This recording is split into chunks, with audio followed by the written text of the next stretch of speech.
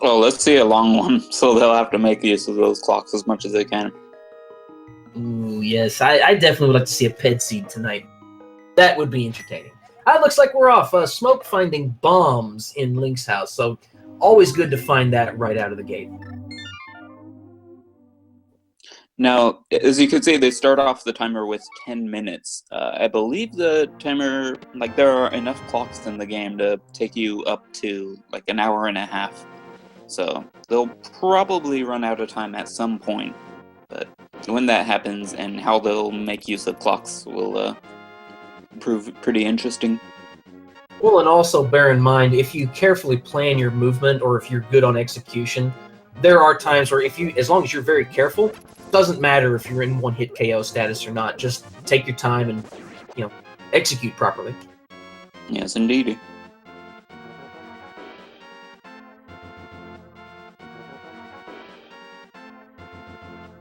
And there will still be items such as the cane of Barney and the cape to help you out later on as well.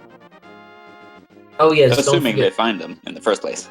Or assuming they're not, pedestal or top of Ganon's tower, or some other place very far out of the way. Looks like we'll get a peek at the Uncle layout here. We're gonna have, looks like Uncle has a full heart, and the chest has more bombs in it. So our players are not gonna be starved for bombs out of the gate. That's very nice, especially, well, in standard as well, but mostly in open mode. You're gonna want to find bombs as early as possible. Absolutely. You can buy them, but it costs rupees, and you're gonna need rupees other places early on as well.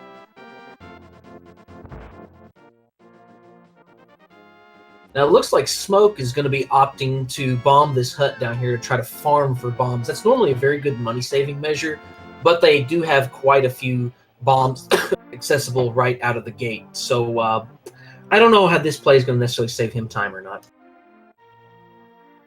Yeah, it's a little bit slow, but it is guaranteed bombs, and you don't have to waste your rupees. Looks like we got gloves in the back of the bar. Always good to find those early. One piece of that Dark World kit you're going to need.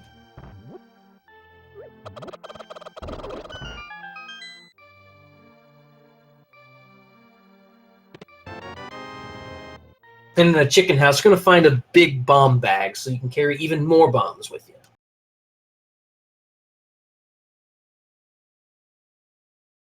And there's one of those clocks we were talking about down at the bottom of the thief stump.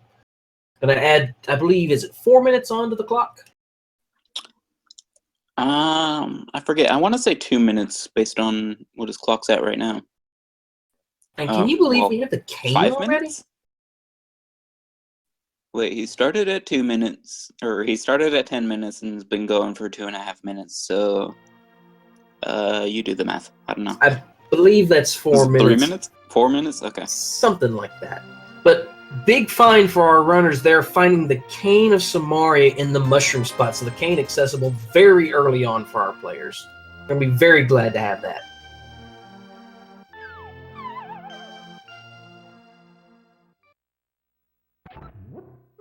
Yep, it's 4 minutes. Finding 2 of those down there. Okay, and the lamp. Look at that. Very nice opening gambit for Blind's basement. Yeah, I guess the timer ticks down in real time. Even though you see the timer pause on stairways, that's only graphically. It is still counting down, and you'll see it jump downward afterward. Look at that. Found the hammer at the bottom of the well. I mean, we're getting lots of good items to start this off. Very nice.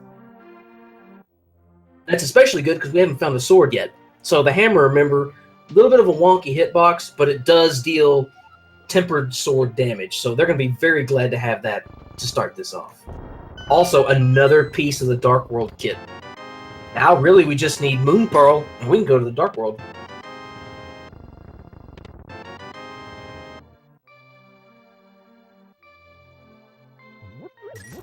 And speaking of Dark World, dark rooms won't be such a big issue with such early access to the lamp. You'll give them a lot of places, surprisingly, opened up around, what, Sphere 1 or 2? Oh yes, like I said, you don't have to worry at all about dark rooms anymore, which is something that now a lot of the higher level players, they know how to do dark rooms, but it's always nice to have that just because it gives you a little peace of mind. It's one less thing you have to worry about execution wise. It's a bit of a double-edged lamp though, because it does also allow some other things that you wouldn't want to do, such as Aga Tower. It is very true. Not quite yet. You still need cape and a sword, or a sword, but still, it's a kind of a concern for these players early on. Now it looks like Evanidus has a sword. Where did he find a sword at? Ooh, unfortunately, I missed that.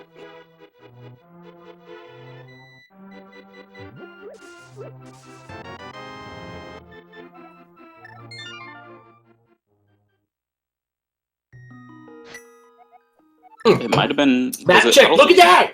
Look at that! Map check out of smoke. We have 3 pendants in the light world. Wow. Everything is a pendant in the light world. Look at that. You have a little bit of change of the placement, but yep, we have all pendants. Looks like green pendant was at Desert Palace. And the rest of them just, the other 2 pendants.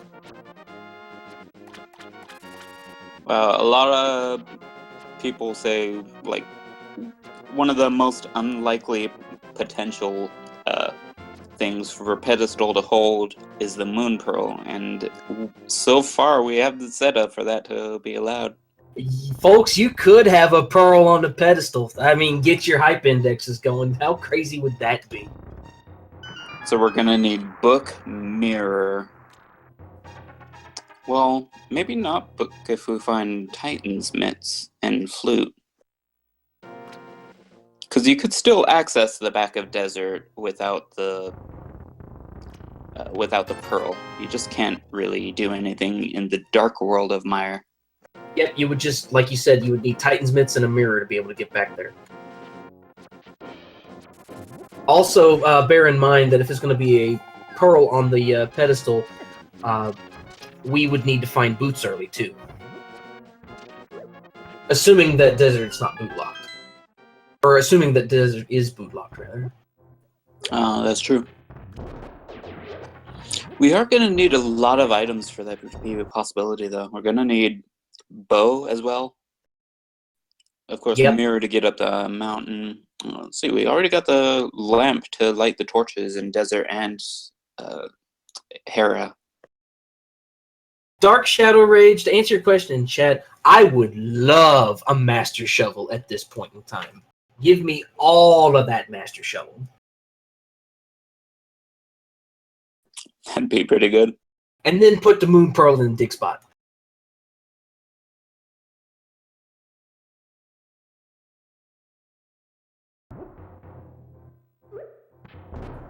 You know, it would be pretty funny, but also not really, would be Master Sword in the dig spot and Pearl on Pyramid. That would be cruel, too. That would be bad. I like that, though. Now, we did find the mushroom in Mini Moldorm Cave, so that's a fetch quest. That could have something nice.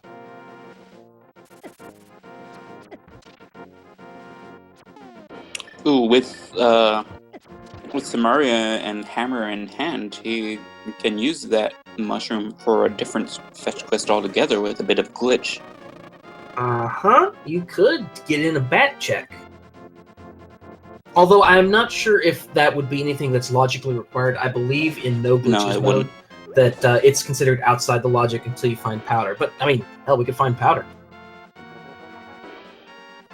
Yeah, most people didn't even know it was a thing until, like, 4 versions ago. I didn't even know it was a thing until not too long ago. Yeah, it was an obscure glitch that had no use because it's just slower in a speed run.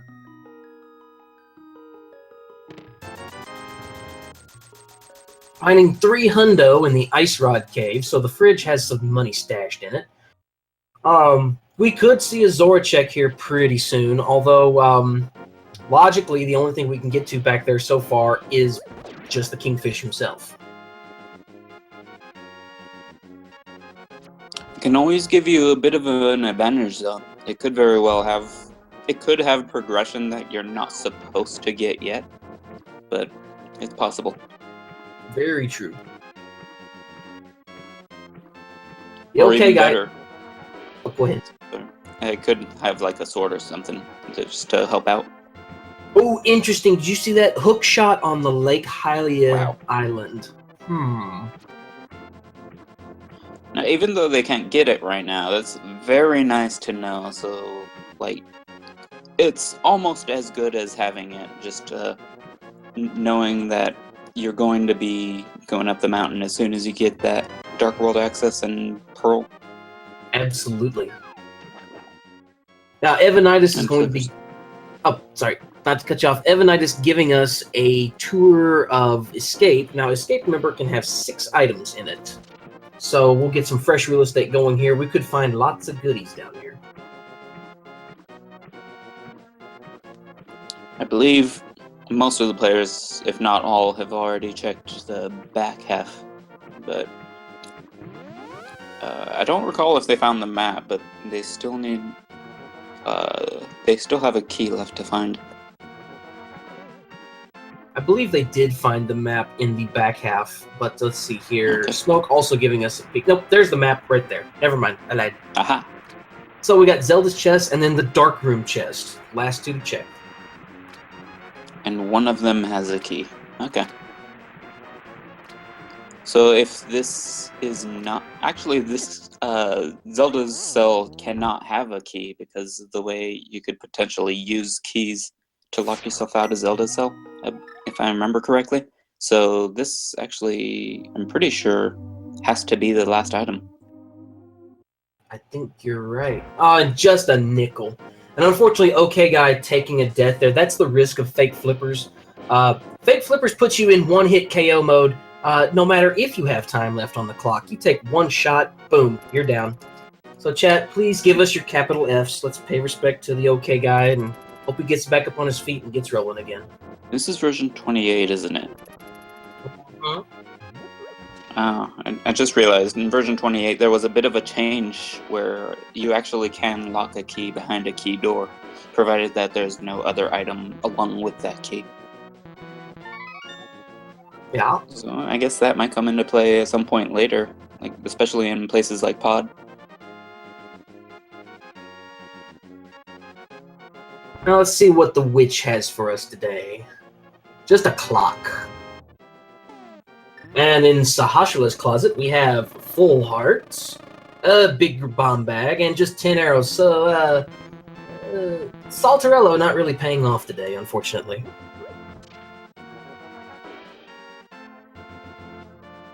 Now, I missed Old Man. What did the Old Man have? Oh jeez, I was looking at Evanidus' screen. Catching on the restream just looks like $50.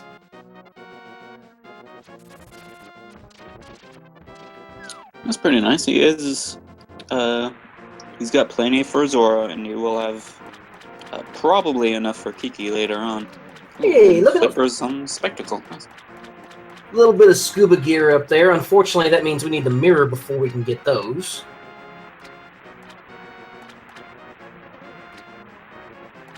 Smoke going to give us a dip into Eastern Palace and show us what's available here. And the OKGuy's going to get us a peek up at Zora. Yeah, I want to say I saw, was it Blue Cane on Zora's ledge? I think so, but I honestly can't remember. I just saw a sliver of it, so I'm not 100% sure. Just a piece of love as usual. Tiny bit of love. And there was just a tiny bit of love in the first chest in Eastern as well, so I don't know, I'm starting to get nervous. We're kind of running out of options for what we can find.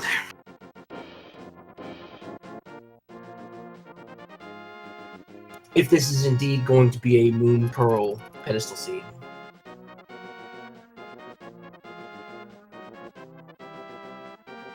Now, bear in mind, just because if, let's say, the Moon Pearl's not on the pedestal, there are still other items that could be on there. We could be needing, there could be one of the rods could be on there. We still have lots of possibilities, so your ped hopes are not dead yet. Yeah, absolutely. So far, it cannot be bow, mirror, We saw flippers already. It might have boots, depending on whether or not they're required in desert. It could have flute. Absolutely.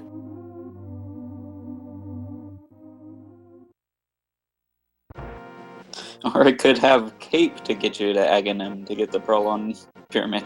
Oh, there could be all kinds of evil possibilities.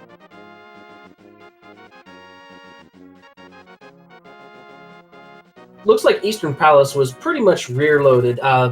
There was a map in the big chest, so that means that the only place left that we can check would be the vanilla big key chest. Now, if we find the bow there, we can go ahead and go back to Armos. But if we don't find the bow here, then Smoke is going to be out of options in Eastern. But there's our mirror. So, I mean, you know, we can go up, we can get our flippers now. And beat Hera at this point.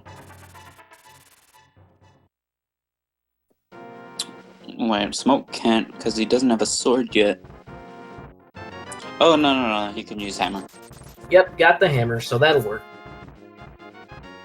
And Smoke, taking the hint, he's going to be making that climb up the mountain now. Now, with Mirror and Hammer, that still unlocks Eastern Death Mountain, so we have lots of options to check over there.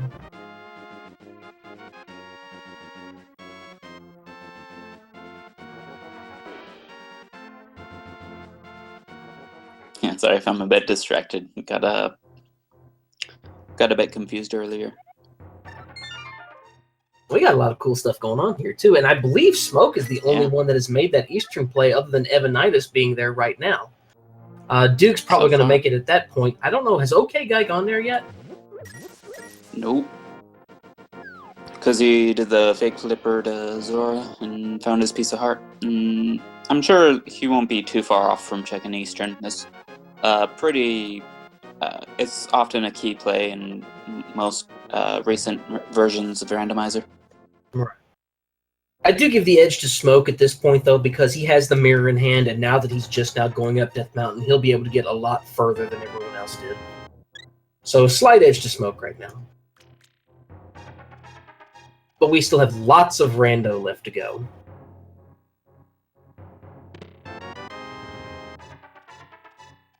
One of the kind of subtle but most important difference in recent versions compared to older versions is that there's a lot more weight in the dungeons having items as opposed to before. Very true. Makes me wonder what's going to be hiding up in the Tower of Hera, because that's absolutely accessible at this point, at least for Smoke.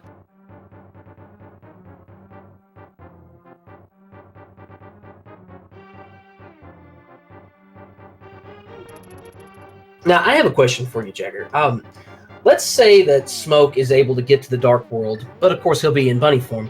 Could he logically access the hook shot at this point, or does the bunny not have the ability to use flippers? It cannot use flippers, unfortunately. He has the ability via glitches, I believe, to get there, but I'm not 100% sure.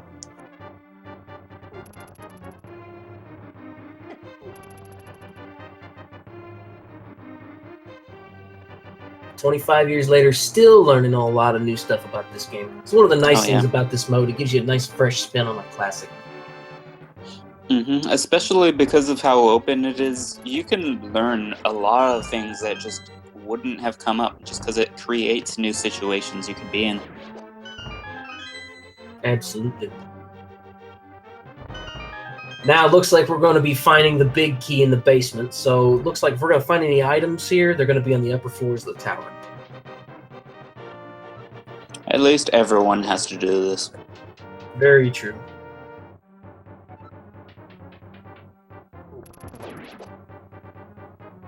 Some people actually legitimately enjoy the tower room because they could take a bit of a break for once, like sip their coffee and whatnot. Smoke being a bit of an overachiever and says, I don't need a break. I'll be alright. And as it so happens, this the tile room is actually the OKGuy's favorite room in the game.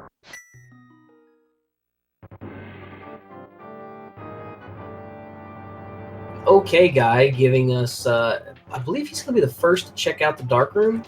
Or have we seen somebody check the dark room in sewers? Someone did check it, yes. And of course, it's the small key. Oh, yeah, that's right. Or is it? Maybe not. Let's Was I double check. mistaken? Was there a key in the back or something? I can't remember, but we'll find out. OKGuy's going to show us. Smoke taking the intentional death there because, actually, yeah, no, that's a pretty smart play because it'll get him back here fast and get him a heart refill. So I like this. Yeah. Was that in the basement? Yes, that was in the basement of Hera. Or first floor, rather. Yeah, that's a really good play because it actually takes quite a bit of puzzling to get back out from the lower floor. Oh yes. It's both confusing and a little tricky to actually hit the orb to get back to the start because it's a bit off screen. You can do it with the Cane of Samaria, but like you have to have the camera just right, and you have to actually know exactly where the orb is. Looks like Bottle Kid had blue suit, so very good to have because remember that's going to double his effective health pool, so I won't have to worry quite so much about those hits. Smoke found a clock For and now, yeah. all in just 50 rupees, so it looks like Tower of Hera is a bust. Well, it still has a pendant. That's very true, and I think Smoke debating, yeah, he's gonna opt to dip out. Okay. That's not necessarily a bad decision. It's scary, but not bad. And that actually, honestly, that brings up a good decision, or a good question, rather. If you were in his position, would you have opted to go ahead and kill Trolldorm, or would you have dipped out as well? Probably, if only for revenge on my childhood. Yeah, Trolldorm is not a very nice, not a very friendly thing. Just kill him on principle. Yeah, I am inclined to agree, not just for my childhood, but for my adulthood as well. Seliminator asking in chat, could Trolldorm have an item? No, he could not, because there was already a clock found, and there was a 50 rupee item in the big key chest. Now, Tower of Hera can only have 2 items, so the answer is no. However, Tower of Hera does have a pendant, and if this is a pedestal required seed, then he would need to have that pendant. Yeah, that's an excellent question, especially because there's a bit of, I guess, metagame to the logic, wherein you know that there have to be a certain number of keys and a map, compass, and big key in every dungeon. So, by elimination, there have to be a specific number of other items. For instance, bombs or like junk, clocks, heart pieces, or actually major items to fill the other spots. So we know how many of those items there are in each dungeon.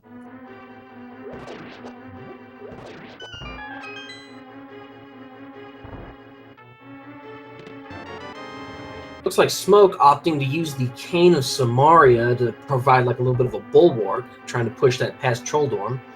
Cane of Samaria actually is a very interesting weapon to use. Hey, Moon Pearl! Evanidus showed us where it is. Well, so, okay, sorry kiddos, we do not have a Pearl pedestal, but we still have possibility for a Pedsi. And he does now have access to that hookshot. Yep, sure does.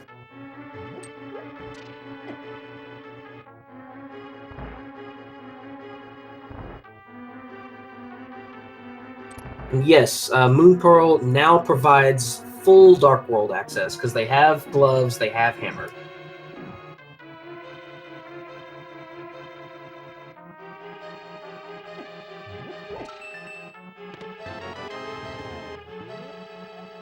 So they are going to need both rods for Turtle Rock and the flute for Mire. Evanidus is going to fill up on bombs at the Dark World Bomb Shop. 25 bombs for 100 rupees. That's a pretty good deal, and means he will not have to worry about bombs for pretty much the remainder of the run.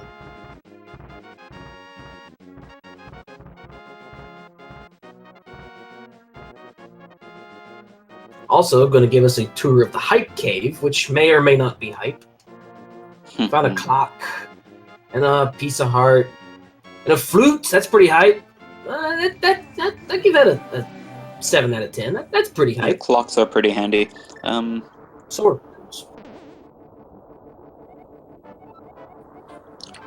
And some people might be wondering, with one-hit KO mode, like, aren't there some rooms with spikes that you have to damage boost across? And the answer is actually no. You could completely bypass taking any damage throughout the entire run through use of invincibility items and potions and or half magic.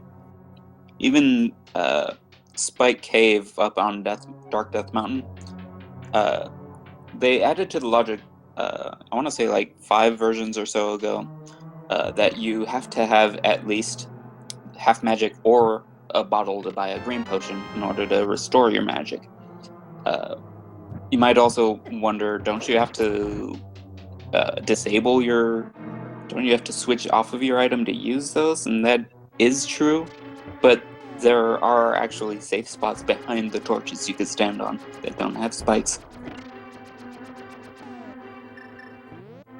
So it's actually completely beatable without taking a hit. It's yes, completely 100%able. The logic is designed so that you can do this in one-hit KO mode. The game expects you to be able to do it without ever taking a single point of damage.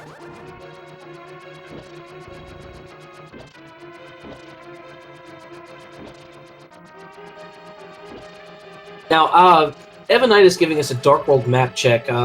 Crystals 5 and 6. Did you happen to catch where those were? I did not.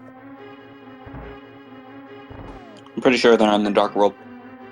I think that's a logical assumption. Let's try. Hopefully our tracker has caught it. Looks like Turtle Rock was a 5-6. I want to say maybe Thieves Town was the other one, but I'm not 100% sure, so don't quote me on that.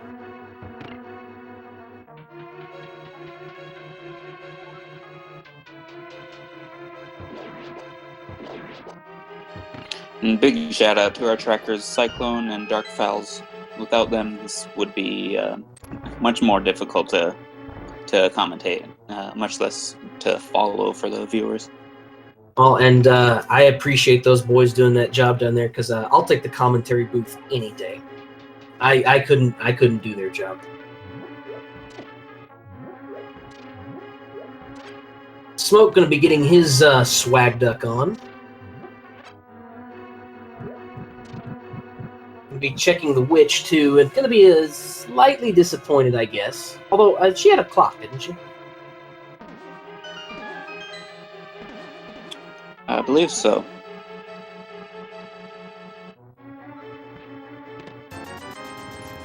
I mean, and time is valuable. You know, there really never seems to be enough of it.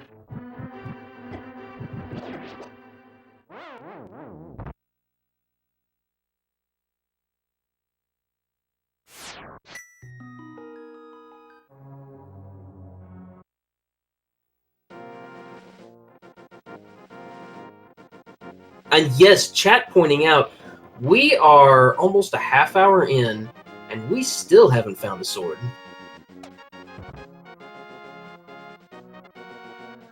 But we do have the hammer, which is almost as good as the sword. Yeah.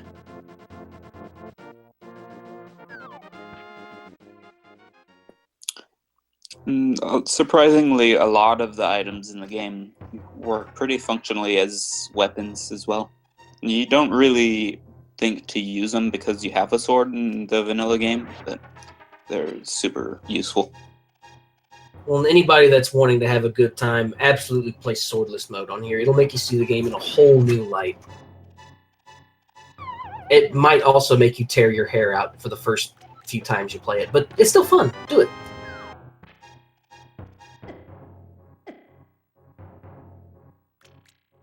Now, Evanidus giving us a catfish check, but also probably going to double back and check Waterfall Cave since he has the flippers now.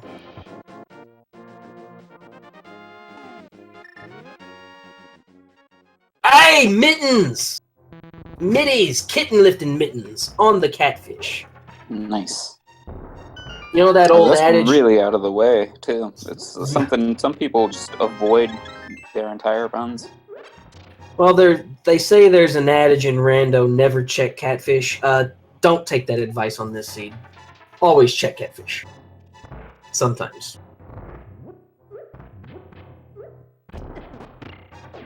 He has something every time, like 3% of the time. And you were right, Cane of Brian on the ledge. Evanidus, I would say he probably wants to go get that because, remember, time's going to run out at some point, and Cane is such a very nice item to have. Yeah. Especially in one-hit KO mode. It may slow the game down, but it'll slow the game down while giving you invincibility. Well, and hey, slowing it down, I mean, at least you get more reaction time. For bad people like me, that's amazing. True.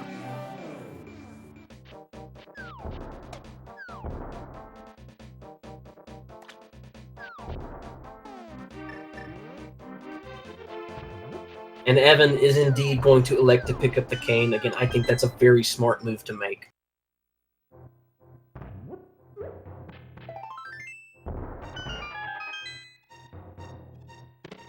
OHKO Guy going to be making his trip through Hype Cave, and Smoke showing us just a clock in the sea house.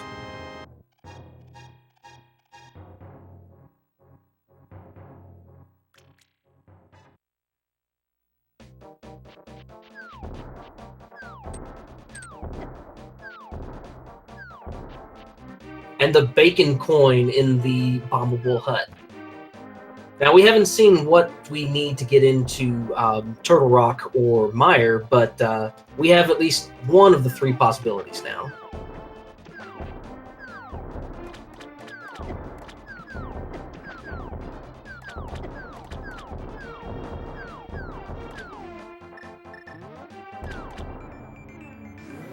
All right, quick mini game chat. How many digs is it going to take in the dig game? 1 through 30. Get your guesses. Well, you're just evil, aren't you? I mean, I'd say 8. How about 4? Alright.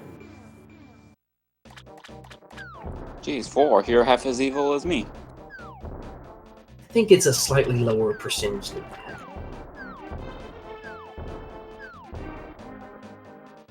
It looks like Bacon 1207 correct with the guess of 4. Congratulations, sir. Nice. I don't know what you win yet. We'll figure that out later. I give you a lifetime supply of love courtesy of Jaxus, but we saved that for the Ganon's Tower game. Fire Rod in Hookshot Cave. Well, there's one rod down. Nice.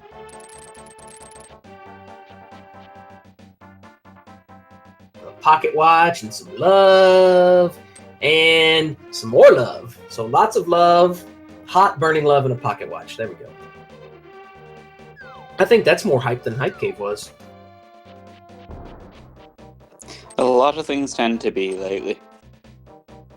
Ah, crap, I missed it. What was Turtle Rock? It was a dungeon. Yeah, thank you. what medallion, dude? Help an old man out. Sorry about that. My app crashed. Yeah. I'll just wait for the restream.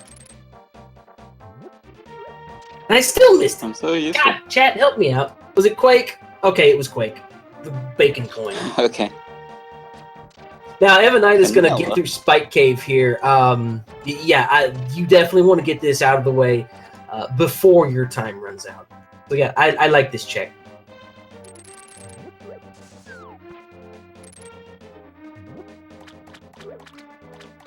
But just bombs.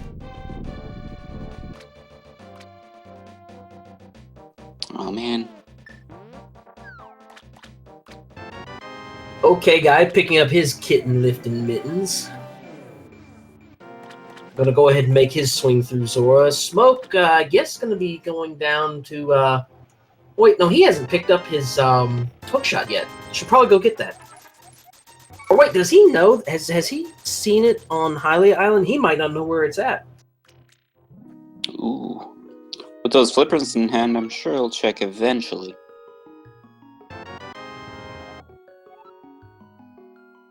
But no, he has him on his hand and not his feet.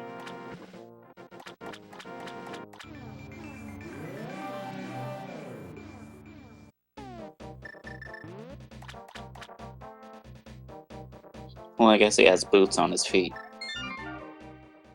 Well, he doesn't have the right boots on his feet. Not yet, at least.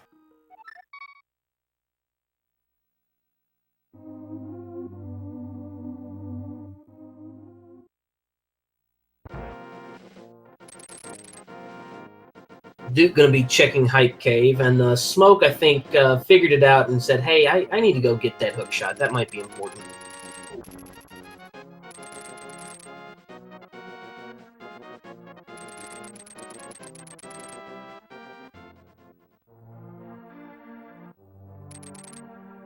Evanidus doubling back to get some green goo. I like this play. And now gonna get some blue goo. Yeah, especially with a cane. Yep. And honestly, your green and blue potions, very good safeties in this mode. Extra time where you're not gonna die.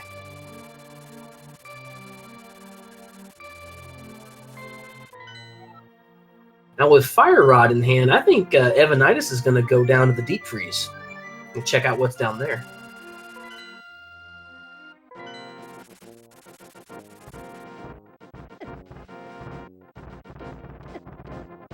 It's a very interesting play on his part, but I can kind of see why wanting to do it, because you know you may need to bomb jump, and if you're in one-hit KO mode, suddenly you can't bomb jump anymore.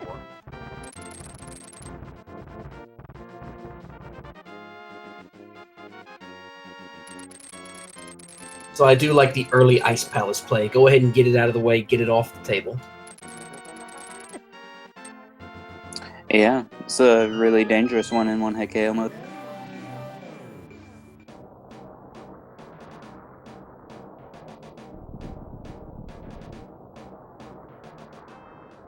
That blue mail will serve pretty much no purpose once that timer hits 0.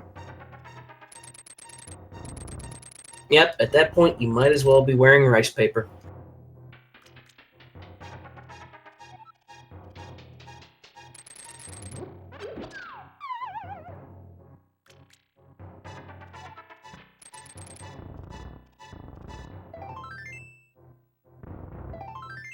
Looks like Super Bunny Cave had just a little bit of partial love. Smoke gonna give us a little bit of intel on what we need to get into Misery Mire. Hopefully it's the bacon coin.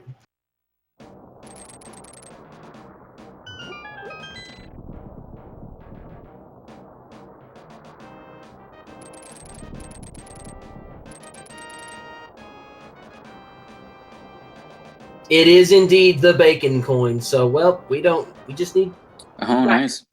That's all we need.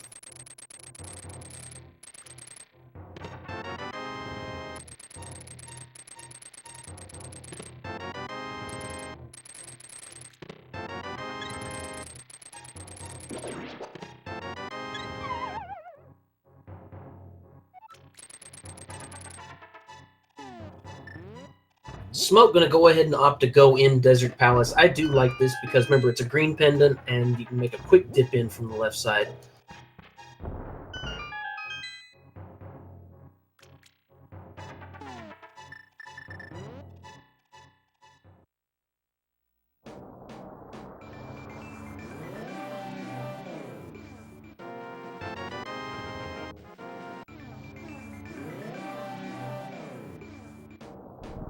Yeah, quickly running out of things to find on pedestal. It's just a few. It's just ice rod and boots, and well, I guess silvers. Yeah, we could have silvers on Ped. And the sword.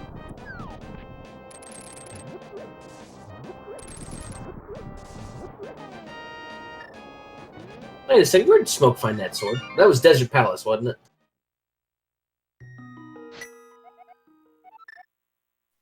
Must have been.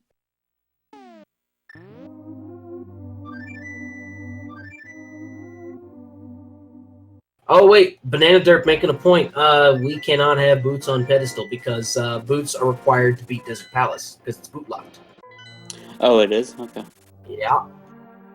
Big Key was on the torch. So really, Ice Rod is about it. Your ped hopes just went from mini to 1. Or maybe, maybe a shovel to find a buried Ice Rod.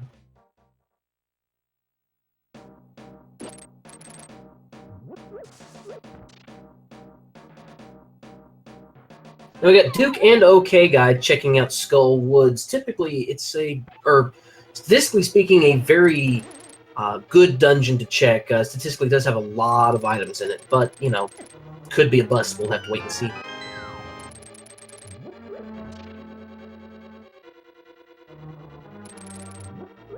Duke not finding anything on the bottom half, taking the poor man's magic mirror out. And OKGuy finds the book in Skull Woods. That's a very interesting pickup.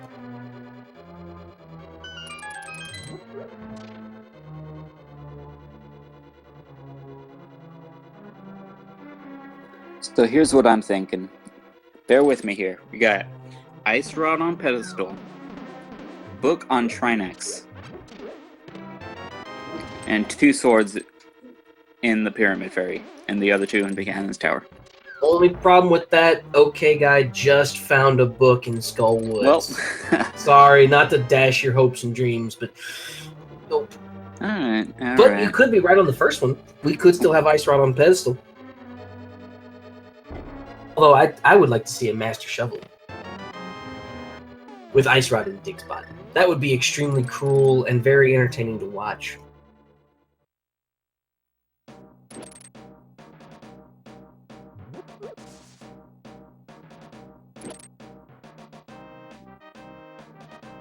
Evan going to be making his way down to Cold Stair with some potions, but only a fire rod in tow and a hammer. So this can be a very nerve-wracking fight.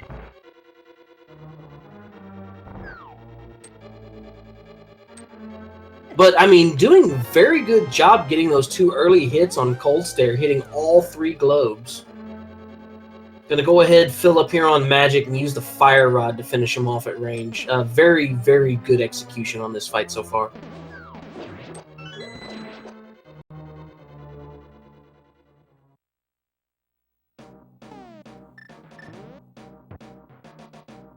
Now I'm gonna go back to the hammer to try to finish off the cream puff here. It's doing pretty well, actually. And getting a 2-for-1 special. Eat that, Cold Stair. Only getting the pie plate for his troubles, but hey. It's still a very solid fight. Showing us why he's your dark horse pick.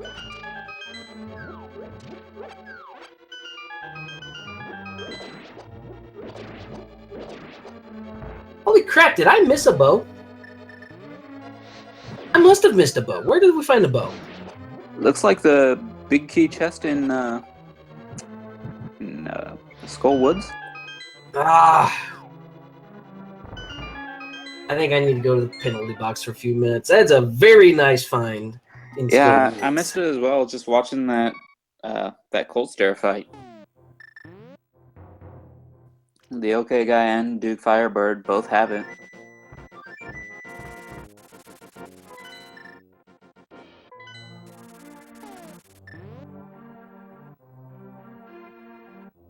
Did we get a pedestal check as well? We did.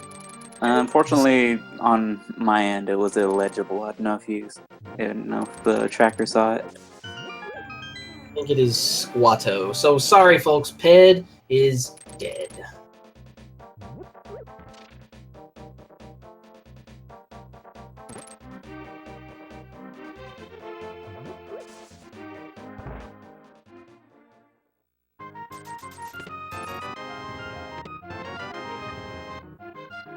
So I guess now what we're going to have to worry about is where is that ice rod going to be? Because we do need it. Got to have it. It could be anywhere at this point, like other than Trinex. It could be literally anywhere in the world besides Ganon's Tower, I guess. Could be on Laser Bridge. That would be extremely cruel. Yep, it's been there on many occasions before. It's been in Mimic Cave before as well.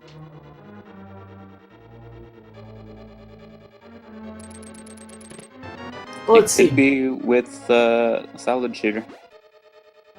Oh my god, that would be equally cruel. In fact, I think that would be more cruel than Laser Bridge, because I'd be inclined to go check Laser Bridge before I'd be inclined to go do Sahasrara. Mm-hmm. Yeah, a higher chance of it being anywhere in Turtle Rock than to be a one-off location. Alright, so I'm calling it. Salad Shooter has the Ice Rod. Mm-hmm. I'm probably going to be wrong, but that's okay. It's one of those instances I hope I'm wrong. Mm-hmm.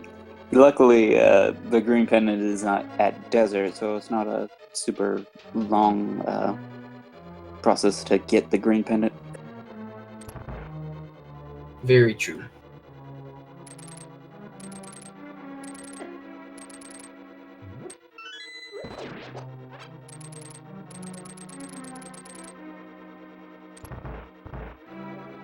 And that would require getting boots as well, because the big key's on Torch. Yep. So that would be a nice thing to have at least. So let's say boots at Laser Bridge, last chest, and Ice Rod Ooh. on Salad Shooter. That would be evil.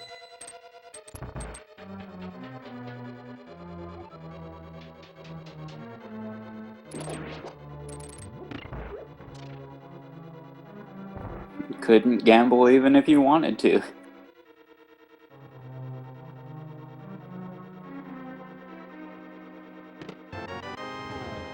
Okay, guy finding the hot burrito up on the second floor.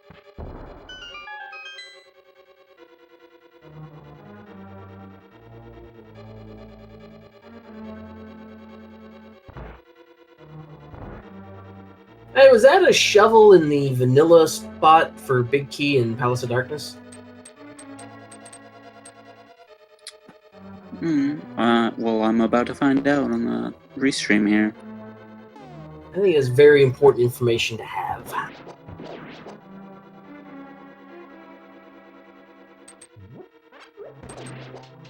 Yes, it was. Nice. And Smoke having the pleasure of fighting Mothula with Fighter Sword and Fire Rod, but makes short work of him. Yeah, it only takes 4 hits, unless it hits the spikes that are completely covering the room.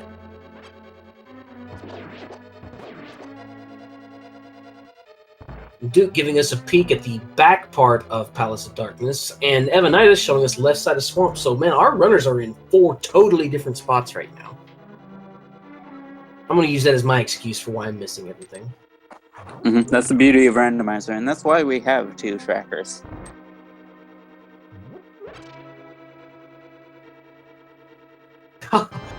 So it was 10 arrows on the ped. Wow. That's just awful.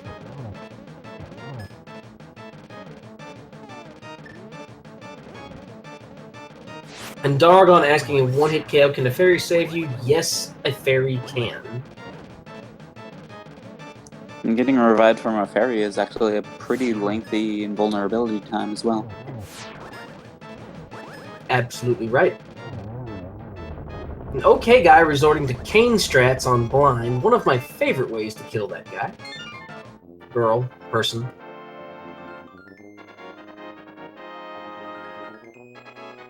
It's referred to as he by an NPC at least. Mm-hmm.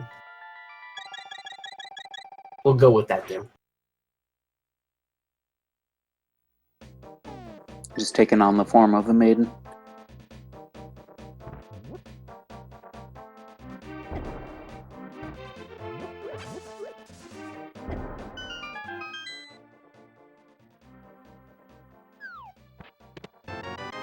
I always love when people play as the maiden sprite, rescuing the maiden posing as blind.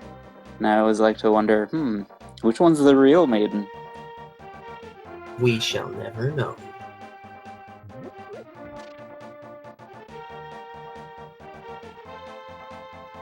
Now, of interesting note, we're running out of a little bit of time here on those clocks.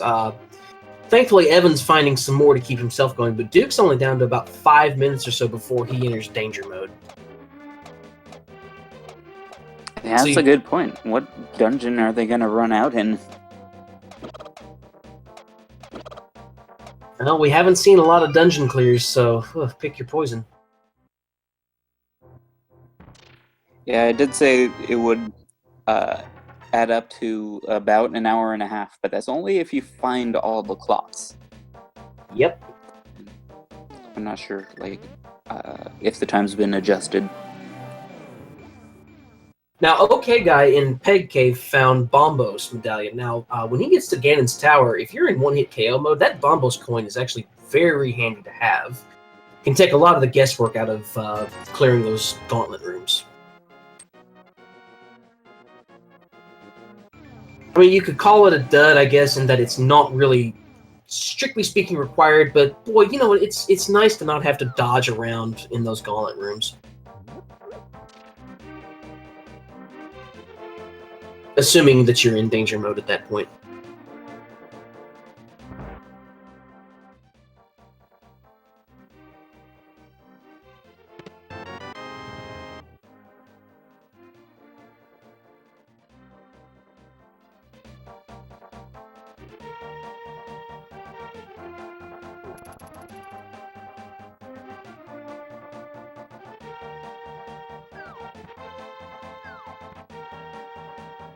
And yes, Evan making good work out of Argus, but unfortunately having to use the hook and hammer strats.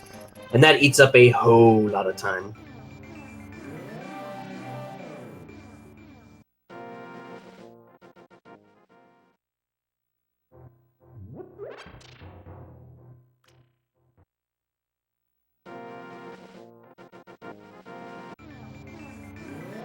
No silvers for Duke either, so he's going to have to resort to using that hammer, have to get in his face and try to pound this boss out real quick.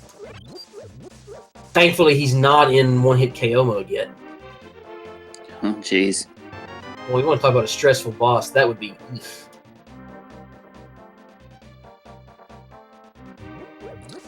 I believe... Is it 6 arrows or 4 for the jewel? I think you could still use it regular arrows. I think it's very 6. difficult to hit. Don't hold me to that. No, you're fine. I think it's 6. Okay. Let's see, OKGuy checked Stumpy and found the cape. Which I guess Smoke checked that earlier and I must have missed it.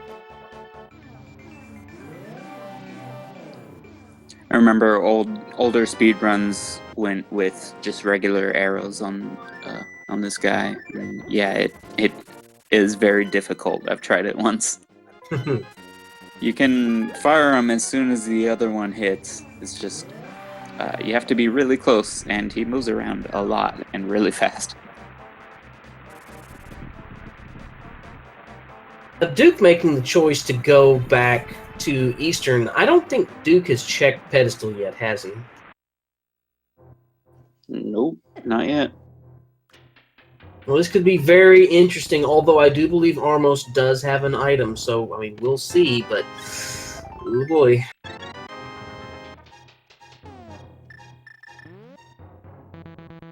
We know Ped's useless, but I don't know if Duke knows that. And speaking of Armos, DukeFireBird going back into Eastern. Mm-hmm.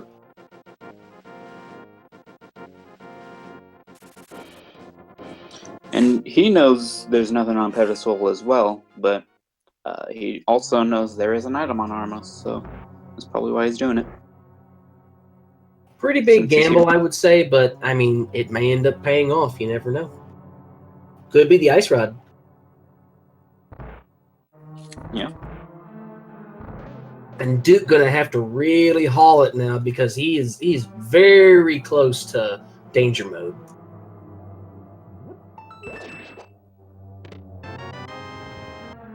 The okay guy at the 54-minute mark finally picking up his fighter sword.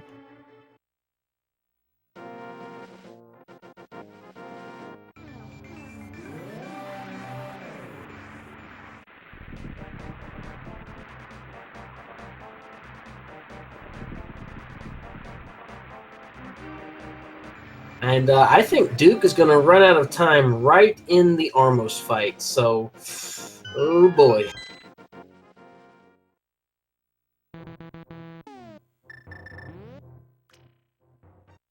Yeah, it's deceptively tough to not get hit on Amos. He managed it. Oh, and finds a clock. Bailed out. So now he gets fresh 4 minutes. Oh, ho, ho, ho, ho.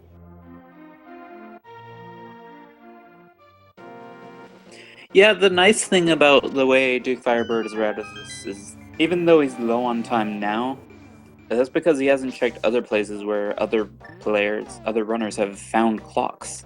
So he's gonna have those coming up soon. Oh, yes.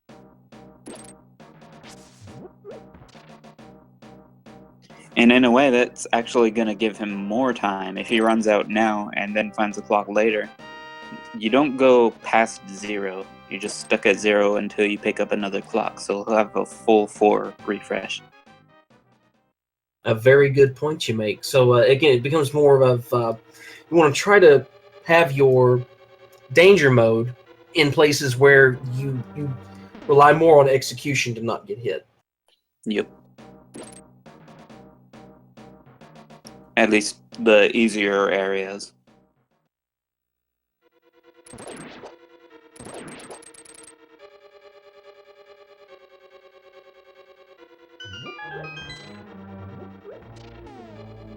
The ice rod is still missing. We haven't found it yet.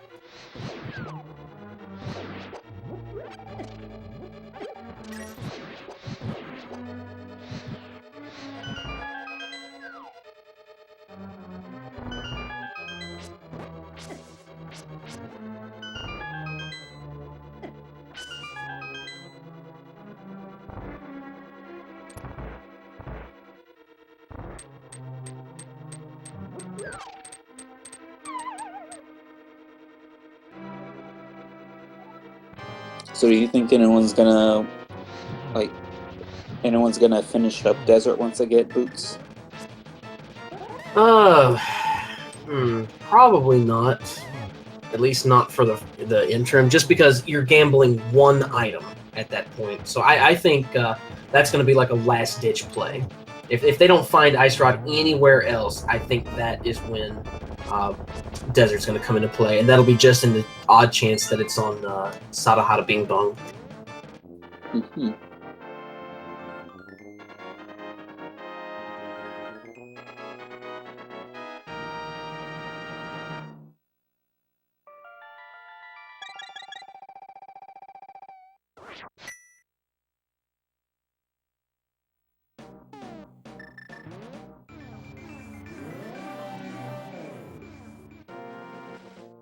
And I don't think we've had any tablet checks yet, so don't rule out the tablets. But now remember, without Master Sword, we can check, we just can't get them yet.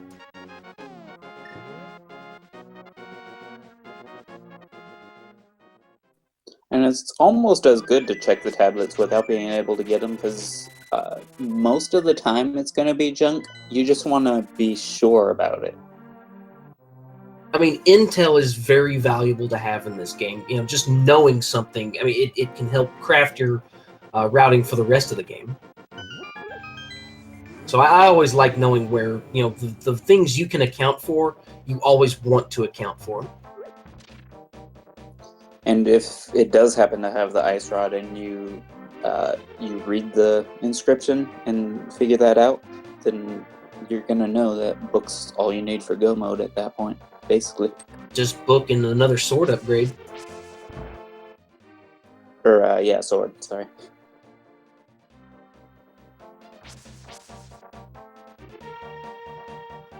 Now, Smoke's going to be finishing his run through Palace of Darkness. Has anybody checked Dick Spot yet? Anybody that has the shovel? And by anybody, I mean Duke.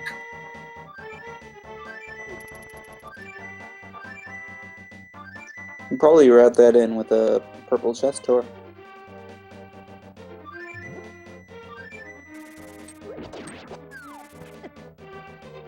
It's coming up on Kakariko now.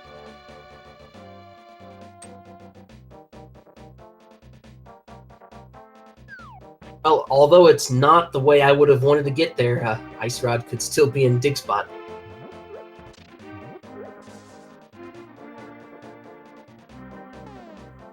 Does that still count for making a call, even if it's not the way I wanted to get there? Yeah, I think so. Okay. I'll give you partial credit. Hey, everything counts.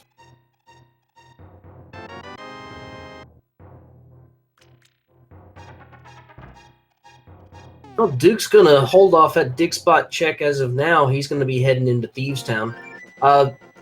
Still got 6 minutes of time, so yeah, Blind is one of those bosses that you probably want to take care of before you hit one-hit KO mode, just because there's so much going on in that fight. It's an extremely chaotic fight.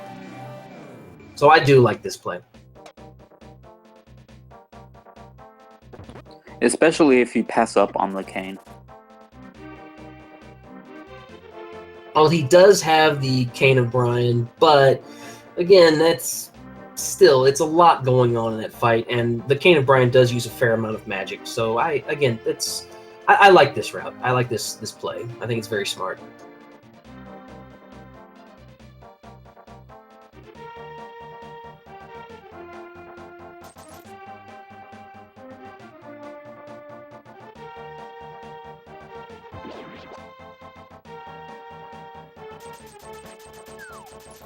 And can I just say, I love using the Cane of Samaria on Blind. It's such an entertaining way to do the fight.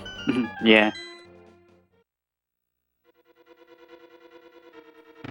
And the block itself does do damage. Yes, it does. The main problem is the heads flying around.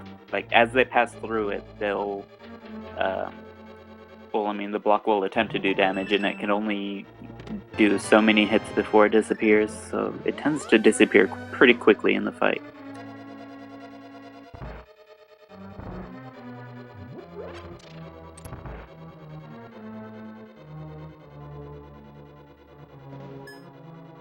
Now, have we seen a bumper cave check yet? Yes, I'm pretty sure. Unfortunately, I don't recall what it is. I think Evan's going to show us that here in just a minute. I'm pretty sure it was junk. It might have been arrows or something. That was a quiver upgrade, it looks like. So, I mean, you know, it's not bad, but not great.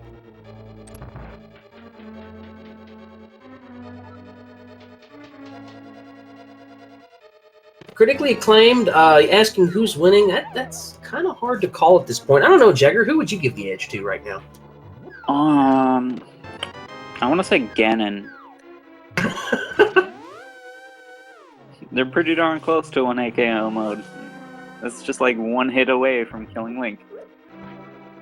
Or whoever they're opting to play as in this race. That's why I love you, Jagger. I love you too. So, I don't know. It's really hard to tell in Randomizer in general. Because each player is going to have their own advantages based on what they chose to check first.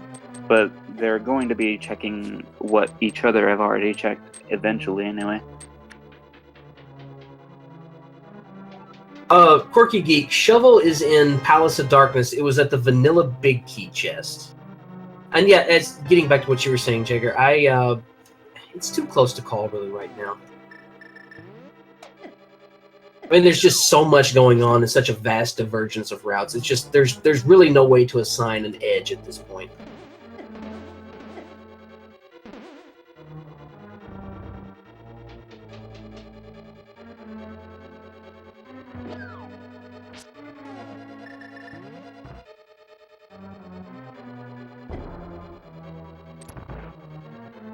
So I guess if we have 4 forfeits here, then Ganon wins. So I don't know. Yeah. Ganon might have the edge, but I kind of have a feeling he's going to lose eventually.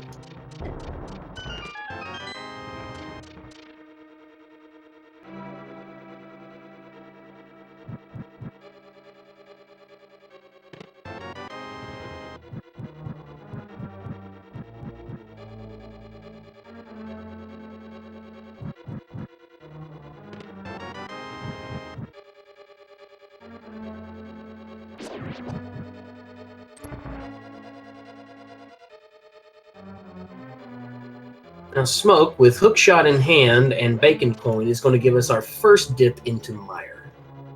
Only 2 items to be found here, but again, could be an ice rod in here.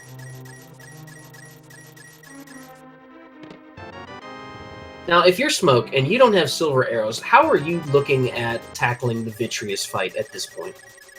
Because, boy, your options for offensive capabilities are pretty slim with only the fighter sword. Vitreous, you say? Yes, for Vitreous. They have bow, right? They do have the bow, but no silvers. Limited. Yeah, no silvers. Ooh, this is kind of a toughie.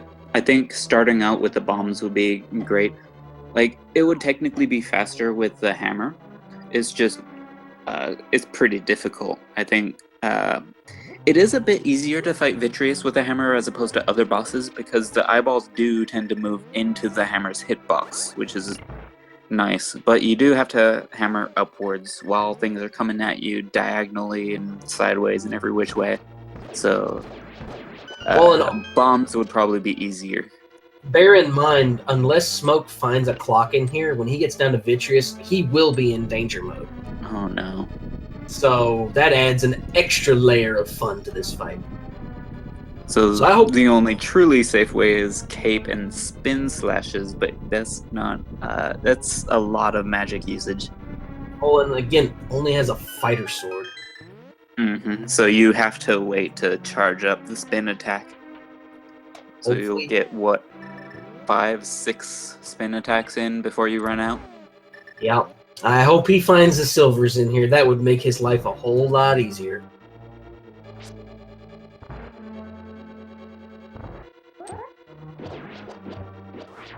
There are bomb strats, but he only has 10 bombs. He doesn't have nearly enough ammo for that. Yeah, that's... the main thing is you want to do plenty of damage so that arrows will be fairly effective. Like, if you damage them enough with bombs, then you could take the rest down with arrows, depending on how many you have left. Ooh, Smoke's in one-hit KO mode. He better watch it. Oh, he better watch it. That tile room is going to be nasty.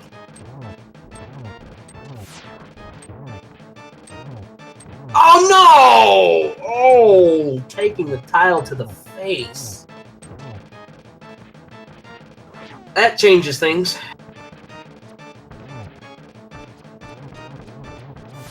And pretty common in this, in that room, actually. Yeah, that is unfortunate. Luckily, it wasn't against the boss. So we'll only need to go like through that first gauntlet room, I guess. The whiz robes and potobos.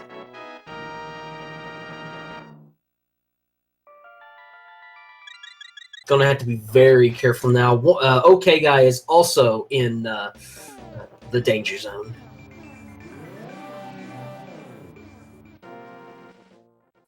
Pulls off his fight though and gets his 5 arrows from Helmut's Arcane.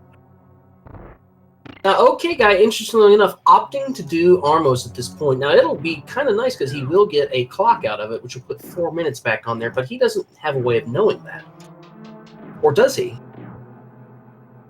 Not really. He knows there's an item there. He just doesn't know what that item is.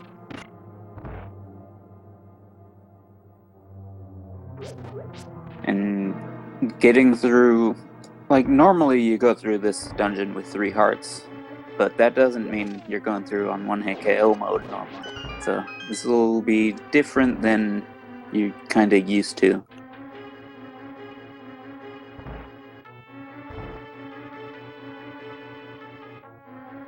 Smoke finding the big key. You think that alters your routing at all for this dungeon? If you find the big key earlier, is there any place you're going to try to bail out and go to first? Or do you more or less follow your standard route that you would have and just be more careful? In Mire, you might opt to skip the big key chest and just hoping there's, well, there's one of your items in the chest next to big chest, and If they find another item, then they won't have to check the big chest at all, or the big key chest at all. Smoke opting to go into the pit. Has he checked everything? Everything except the big key chest was what he was on his way to before the tile incident. But he did get the one north of the tile room. So this is a pretty good play. If there's an item on Vitreous, then he's cleared it and he has the crystal. So that's good. I'll be interested to see how he handles Vitreous. Meanwhile, OKGuy making very quick work out of Armos. Gets a clock, gets 4 minutes put back on his timer. Duke heading towards Mire. Duke also getting close to the danger zone. And Evanidus not too far behind, only 1:25. So things are about to get very interesting in Hyrule. Jeez, I'm just getting tense watching smoke go through these dark rooms. There's a lot of things that could hit you. A lot of fireballs shooting at you. That spike thing, that spike trap just going back and forth. The skeletons could walk into you any second.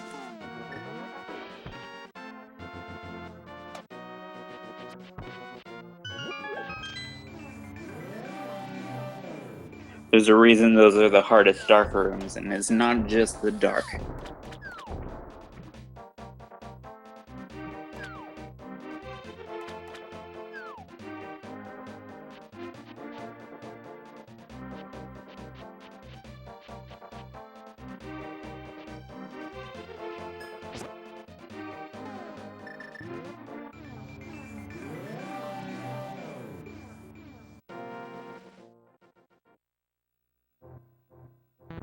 And Jack's just getting pretty low on time, going to pod himself.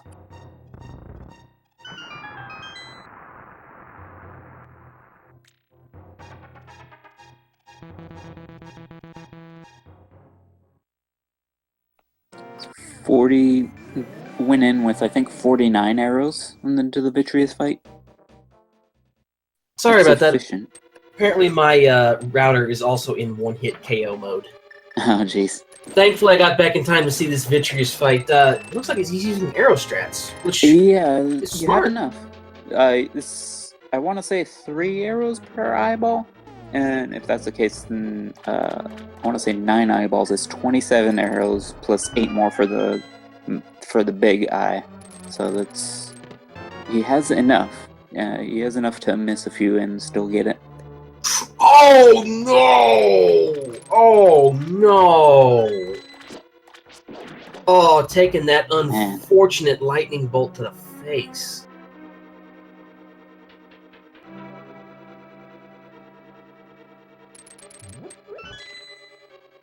Yes, press F to pay respects. That is damned unfortunate. Yeah, after being so careful and almost beating him, the worst part is that he's short on arrows now.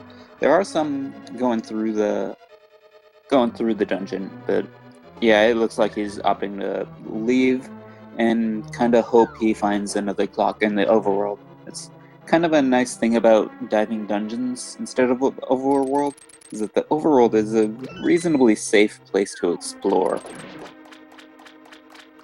So if you find time there, it's nice that you held off on getting it. Oh yes.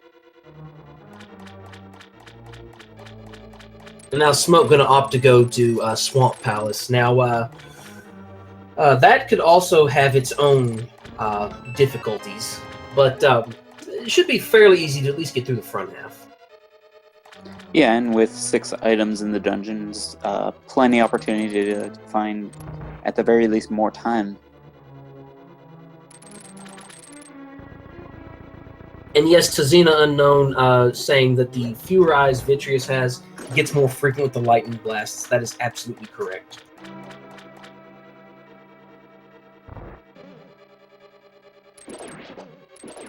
OKGuy, back in the red, back in the danger zone. Gonna have to be very careful at this point.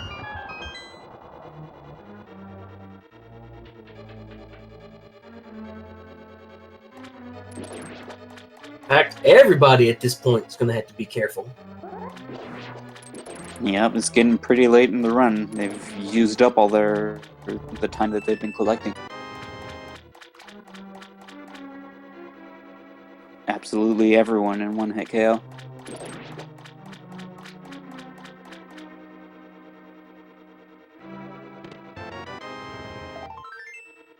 Well, everyone featured. I'm not so sure yes. about the other. How many entrants are there in this race, by the way? I believe we had 23 total. So we have these 4, but these 4 are just a small fraction of the field.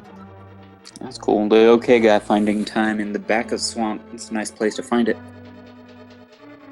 Yep, he's out of danger now, temporarily. Actually, finding 2 clocks, that puts him 8 minutes on the board. That's a very good find to have back there. Yeah, that's comfy.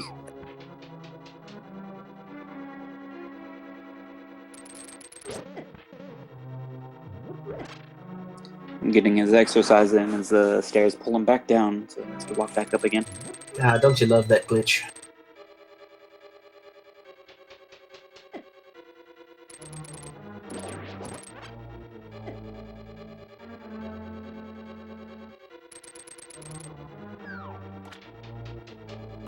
And Max Plus Pi asking, would you want to boss rush as soon as you found some clocks? Yes and no. It depends, really. Some bosses are very predictable in pattern, so as long as you just play it slow and steady, a lot of bosses won't necessarily cause you trouble. Some of your exceptions would be like Blind is a very chaotic fight, Cold Stare is a very chaotic fight. But there are some bosses that, again, if you play it slow and steady, they're pretty easy to get through. Yeah, and it depends on the player as well and their comfort levels with certain bosses. Like Armos is really generally agreed to be an easy boss, but to not get hit at all, it might give some of the newer players a lot of trouble. Whereas Blind can actually be a scripted fight, and a lot of players, especially anyone that's signed up to the tournament, has gotten plenty of experience with the first attempt at the fight, at least.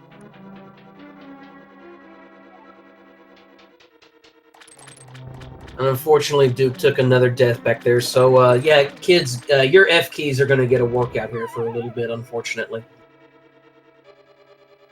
It's going to be like high school freshman math all over again.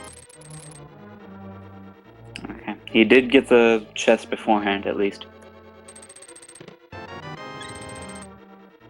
Yes, Cyclone, I know you got an A in math. That's why we've got you tracking.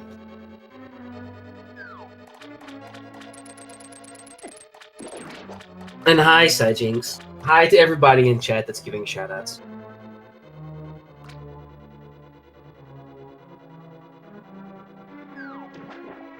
Oh no, Evan taking a hit there. Oh, this is... But has a fairy, so F for fairy. All right. And again, like we were talking about earlier, the nice thing about getting a fairy refill is you do get a lot of invincibility frames.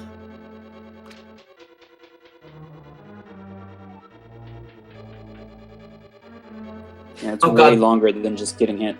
Oh yes, this room that Smoke is in. Oh, he's gonna be very glad he's got time for there. Because not only that room right before Argus, that is a pain to do without getting hit, and then Argus himself can be a bit of a pain as well.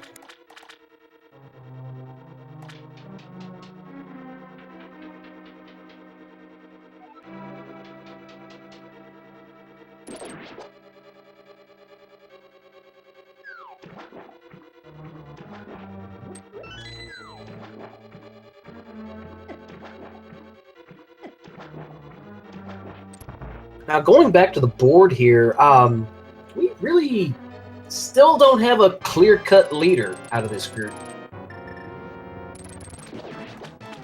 I don't know, Jagger, what do you see? Who would you give the edge to, if anybody, at this point, besides Ganon? Gosh, it's really tough to tell when you know everyone's in one AKO mode and fighting bosses. I want to say Smoke at this point.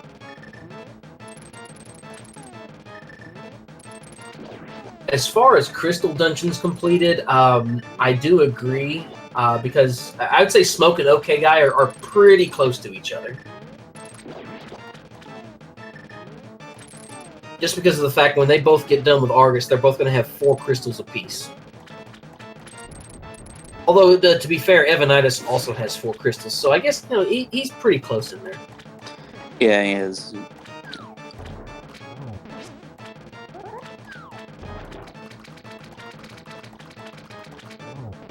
Interestingly, OKGuy opting not to use the fire rod here. I mean, he must be very comfortable with the hammer. Gets the job done for sure, but I don't know. It seems like the fire rod would be your safer option there.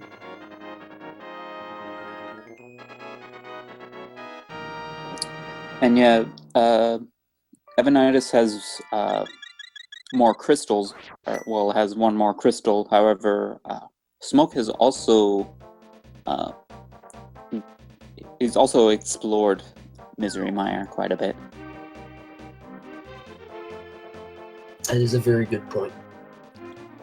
Unfortunately, was unable to fully complete it, but still, it's a lot of things out of the way.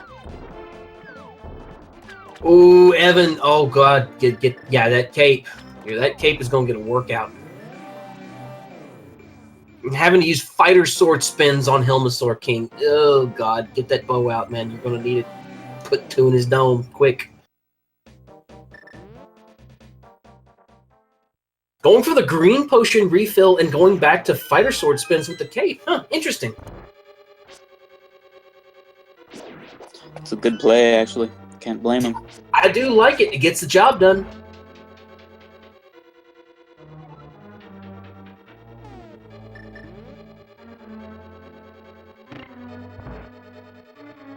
It's gonna take 8 spins, I believe, total.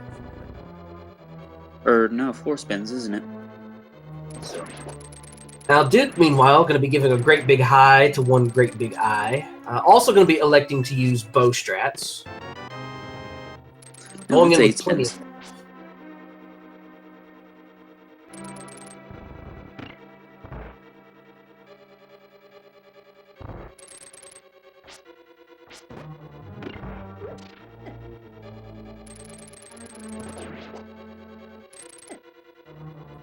And DukeFireBird, we haven't mentioned before, but he's a pretty strong competitor as well. If I remember right, he got pretty reasonably far in the main tournament in this fall open tournament. Unfortunately, gets cornered by the eyes and takes a death there to Vitreous. That is a very unfortunate turn of events.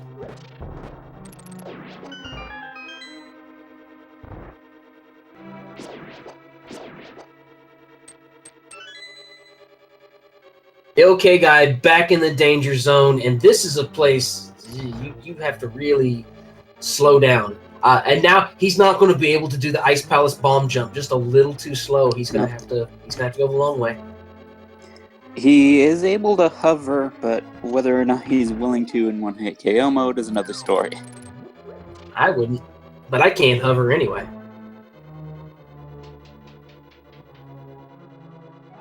And He's Smoke kind of has kicking himself because of that. I bet. But look, Smoke has 2 minutes on the clock. At this point, I would be going all out on Vitreous. Get this guy off your plate.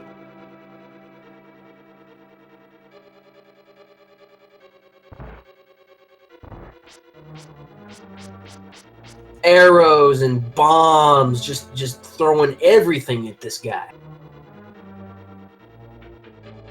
Yeah, you definitely want to save your remaining arrows for the eye. It's very difficult to hit when it's chasing you all around the room. And very difficult to dodge, most importantly. Oh, yes. And deals massive damage. And he only has green tunic. He hasn't visited the sick kid. Well, here in a minute and 18 seconds or so, it's not going to matter what kind of tunic he's got. Mm-hmm. Like I said, you might as well be wearing rice paper.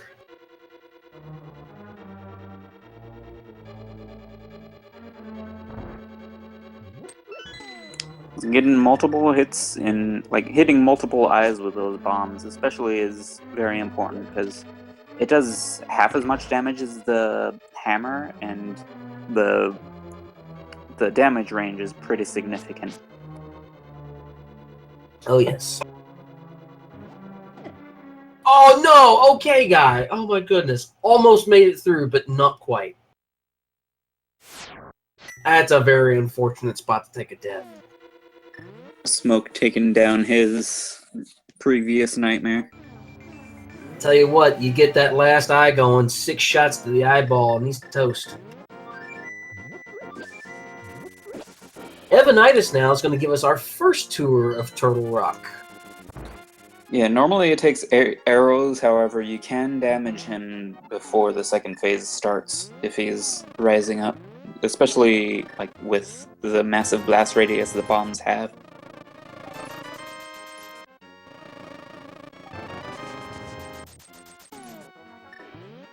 Now, interesting to note with Evanidus being in Turtle Rock, you cannot take the speed route in the torch room. You're going to have to do it the old-fashioned way, and you're going to have to take the scenic route.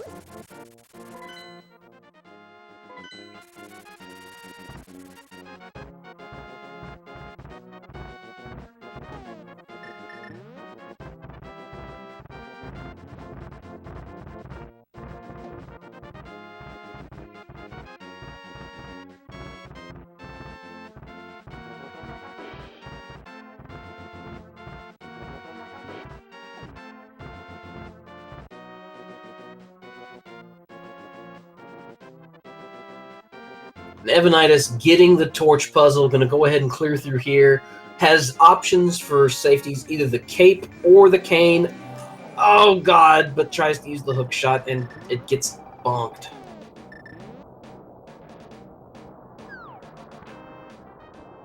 So it's back to the beginning you go, unfortunately.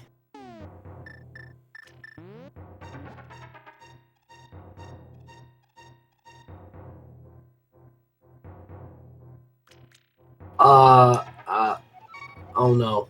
Okay, guy, I nope.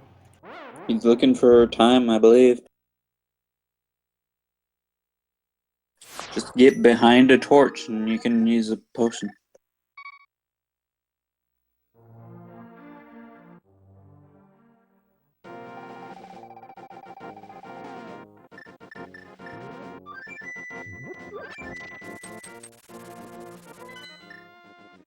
And yes, I have to agree with Arboretic in chat. One-hit KO mode is no time for swag strats. I mean, that's you have no room for error at this point.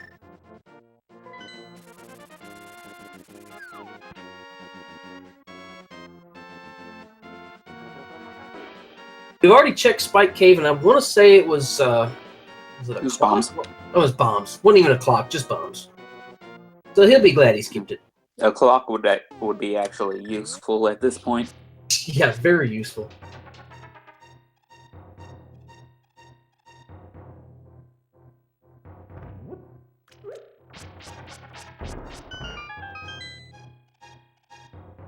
You know, for some players, a clock might be actually their go mode item.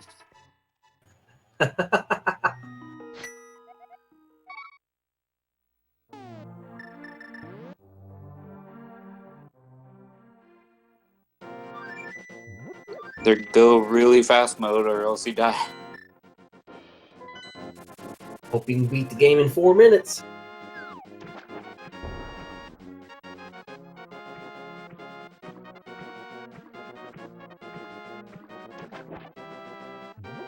Now, taking stock real quick, Evanidus just needs to do Turtle Rock and Misery Mire, and he's okay at this point, but still on the hunt for that pesky ice rod.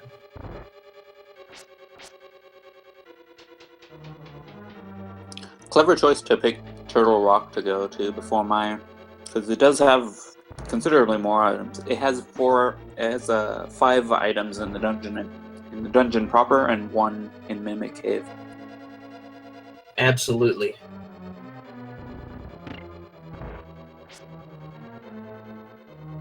Also being one of the few dungeons that actually has external checkpoints that you can use.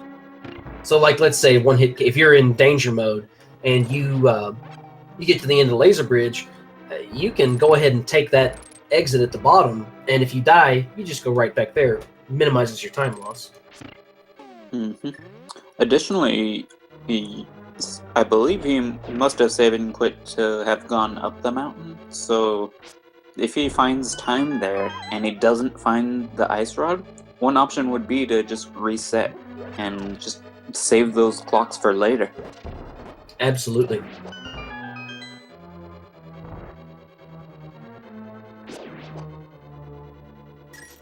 Evanidus is going to give us a check into Mimic Cave. And Duke, unfortunately, taking a beating in Swamp Palace. Not exactly a forgiving dungeon in one-hit KO mode.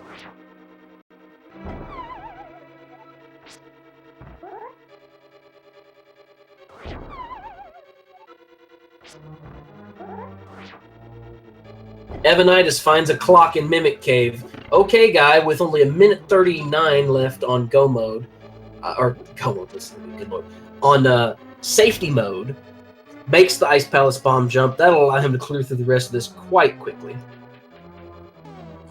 In yellow light mode.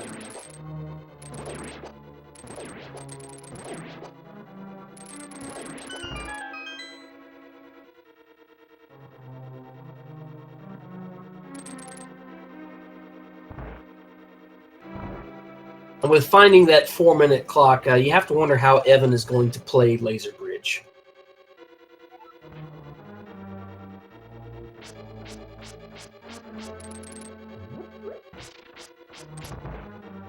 There's your ice rod. Okay, so Evan is, in fact, in go mode. Figures. Not quite on Laser Bridge, but almost.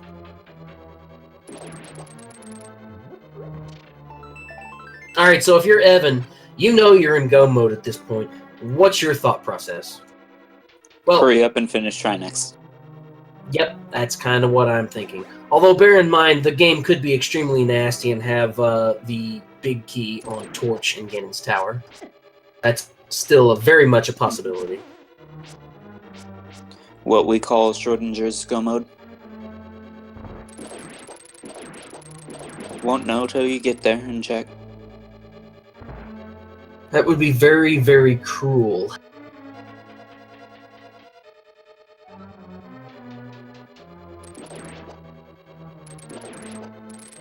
Nope, never mind. Now he's really in go mode. He's got boots. Nice.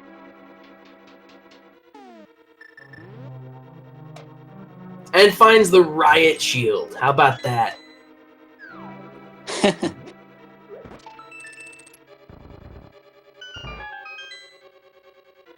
You don't have time to do these laser skips. You only have, what, 3 minutes? Not even.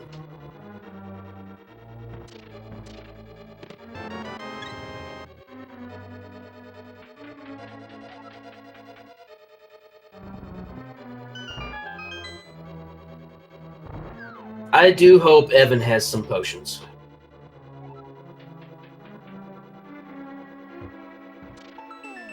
Because remember, he's got a fighter sword. He doesn't have anything that's really, really useful except that hammer. It would be nice if he had fairies, but he has no net to catch them with, and I don't know how many fairies they've picked up in the bottles they found. I'm not sure either. I don't think very many. And I'm pretty sure he's already used them if he had picked them up, since he wound up dying in pod. Although Evan doing very well on Trinex. You know he's got to have practiced this fight, though. Oh yeah, that's one you gotta practice. If you run out of magic on Trinex, you have to mirror out and buy some potions. And Trinex Part 2, not particularly difficult with the hammer, just as long as you have practiced the movements. So, very good fight from Trinex on Evanidus' part. And with that, he just needs to go to Mire, and he's ready. So now, finally, at this point, I would say we have somebody with a clear edge, and I would give that to Evanidus. Yeah, I can agree with that.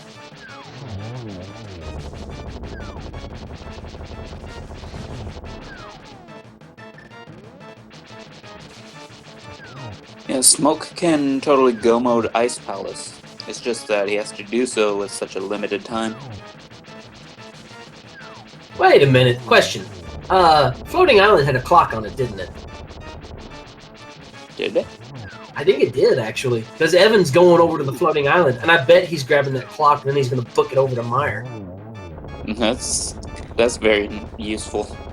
That's handy. That's what I was talking about at the beginning. If you can see it just sitting on the ground somewhere, you might want to save it for a very precarious time. And Evan wasting no time, fluting immediately over to the Kairigo? He must know where another clock is. Actually, yep, the library. Nice. Gonna tank up on time and gonna make the plow across the rest of the world. Makes me wonder if he's gonna opt to explore Ganon's tower for more time. I don't know. I guess we'll have to find out.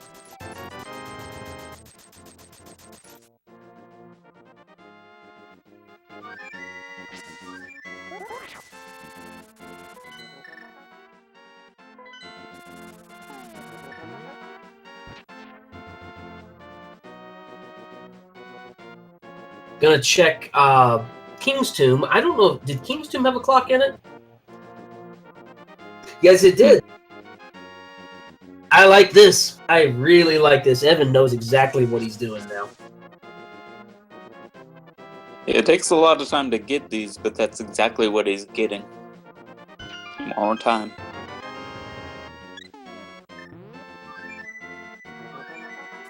Wait a second. Chat bringing up a very valid point. Jagger, are we truly in go mode right now?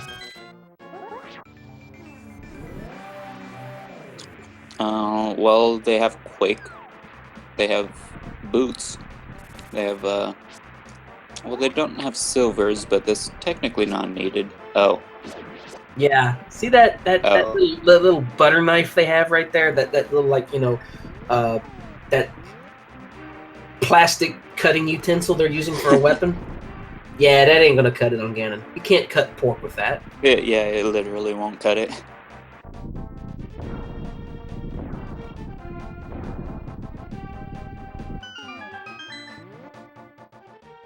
But we have not run into a sword yet, so I'm betting we're gonna have to find some in Ganon's tower. Mm-hmm. I don't know if they've checked either of the tablets. Actually, I don't know if they have or not. But you couldn't find it. Well, I mean, I guess you could find a sword on a tablet, but you can't get it unless you have the Master Sword already. So they're going to have to find something in Ganon's tower. God, can you imagine one-hit KO with Master Sword Silverless Ganon? God. That's just wrong. It's disgusting. People have done it. They've made sure to, like, use that practice ROM in practice.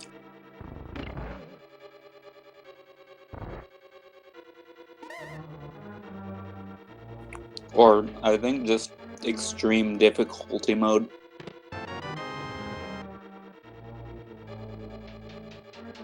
Would definitely be cruel and unusual, though.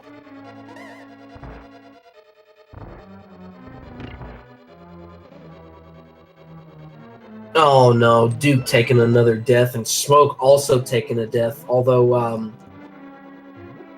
Smokes is not going to be quite as penalizing. Duke having a bit of a hard time, and I mean, just this shows you how nasty one-hit KO mode can be.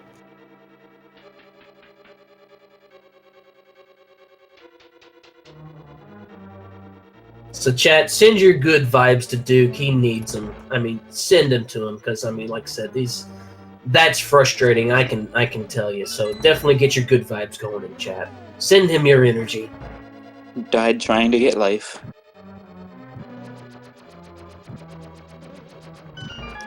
Welcome to 1HKO mode.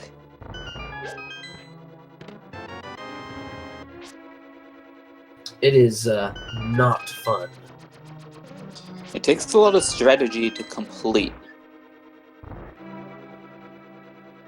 A lot of patience, a lot of execution. And yes, to bring up something in chat, give all 4 of these runners a follow. They absolutely deserve it, because this is just a punishing mode to play, and they are putting it on for our amusement. So yes, absolutely give all 4 of these runners a follow. I am certainly amused.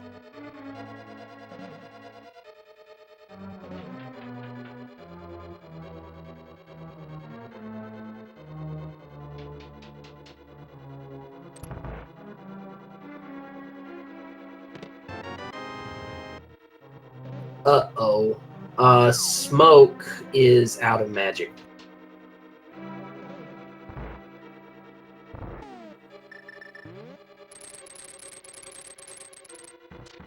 Quick, rub 2 arrows together. Make fire. Oh, that's just wrong.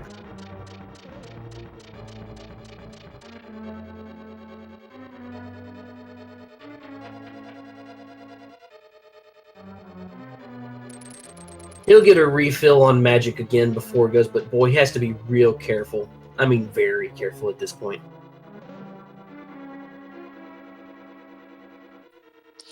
Oh man, it's too bad he saved and continued. He could have just reset, because like he had just save and quit before getting that heart piece, and that was the last item in the dungeon. Well, he's probably thinking, though, I really don't want to have to do this freaking place again. Because Turtle Rock is definitely a nasty place to find yourself. True.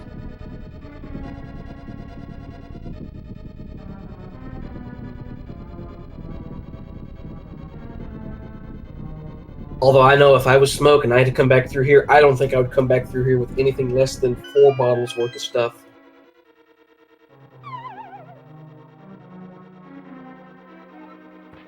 Oh, I'm sorry, I was thinking just to get time back, but he would have only had like 2 minutes remaining. It wouldn't have actually helped. Nope.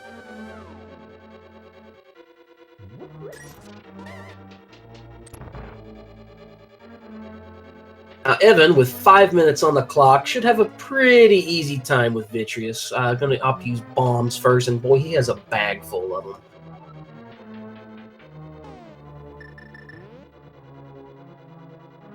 Just sitting there in the lighting like, yeah, you know what, Vitty, I can do this all day. 55 arrows in his quiver as well. This should be pretty much child's play.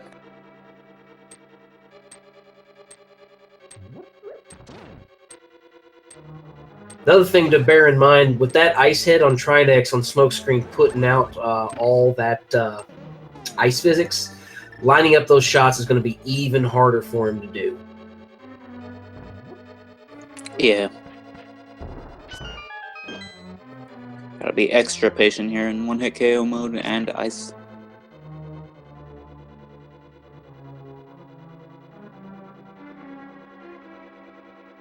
Oh no, missing that last shot, and you can see the frustration from the rage slashes.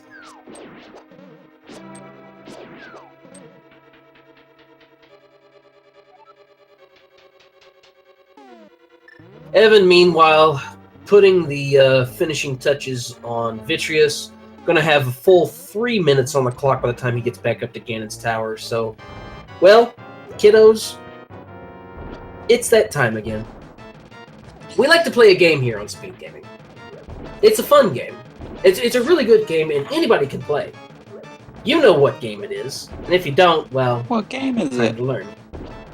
I'm glad you asked. It is time to guess what chest the Ganon's Tower Big Key is in.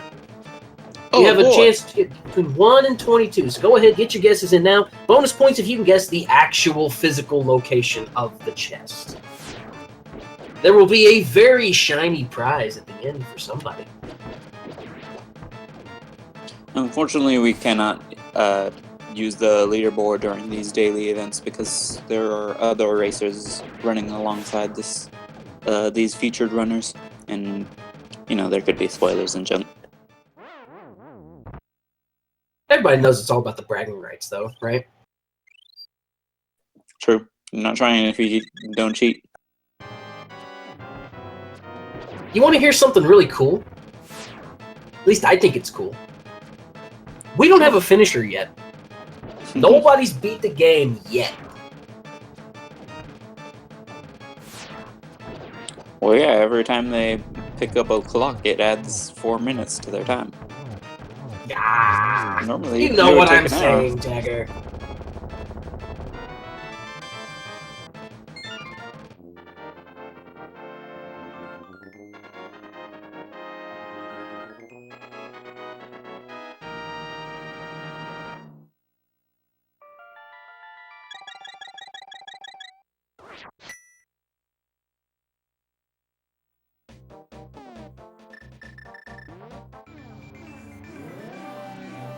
Now Smoke finding a little bit of rhythm on Trinex here. Dot comment would have finished 4 minutes ago, but I picked up another clock. Oh no!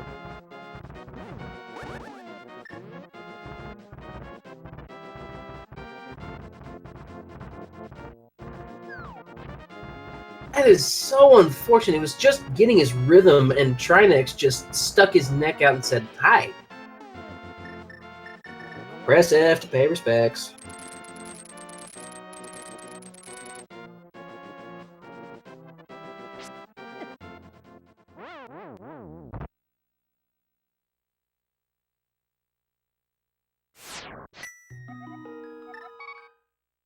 Uber Mikey, the bow was in Palace of Darkness, I believe.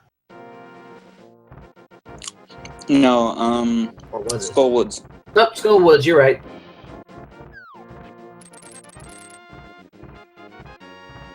The big key chest.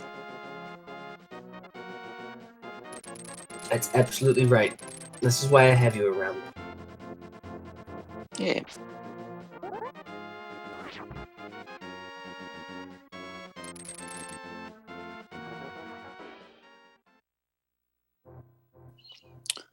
So I was getting, oh, he's got the net from somewhere. Was that, where was that? Is that Trinex? What was that net? Was it on Trinex? No, I'm sure No one it else wasn't. has it. Chat, where was it? Where was the net? Help an old man out. Oh, Fat Fairy. Yep, Fat Fairy. Oh.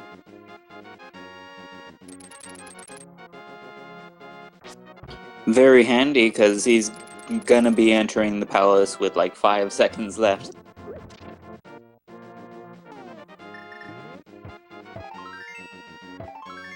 Alright, let's count them down, chat. Starting with chest 1 and 2.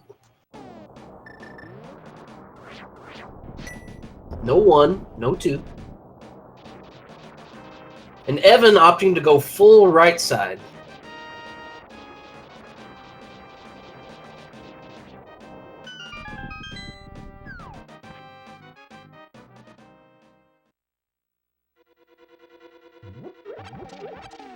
I especially like this play in one-hit KO mode because once you do find the big key and hopefully a sword, then you'll also be in a position to get more time potentially in the left side before having to climb up the tower. You make a valid point. Oh God, did Evan have did he have a fairy? He did have a fairy. Thank God. We're okay. We're safe. Just an F for fairy. Mm-hmm. That's he was farming some fairies right outside. Finds a bloomerang and a clock. Oh, that's a very well-timed clock. And hey, by the way, run is valid now. All right.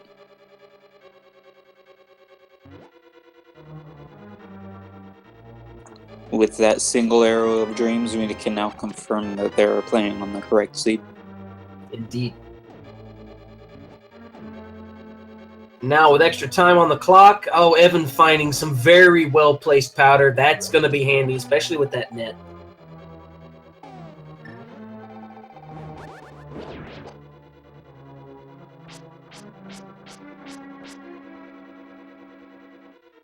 Everybody send your energy to Smoke. He needs it right now. Come on, send him some good vibes. Yeah, man, that magic powder is going to be really handy as well. All of the safeties up here in Ganon's Tower. And Pyramid Fairy. Oh, Smoke, play it good. Play it slow. You got this, man.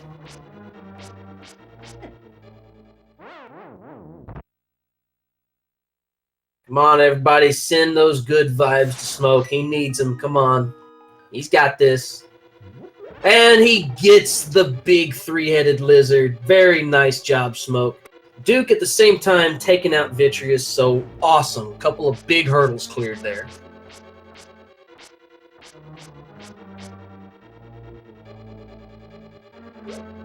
What number are we on for this chess game? Because I'm totally like not keeping track. Yes. 12, I think. 11, no help. So 12. on our way to number 12.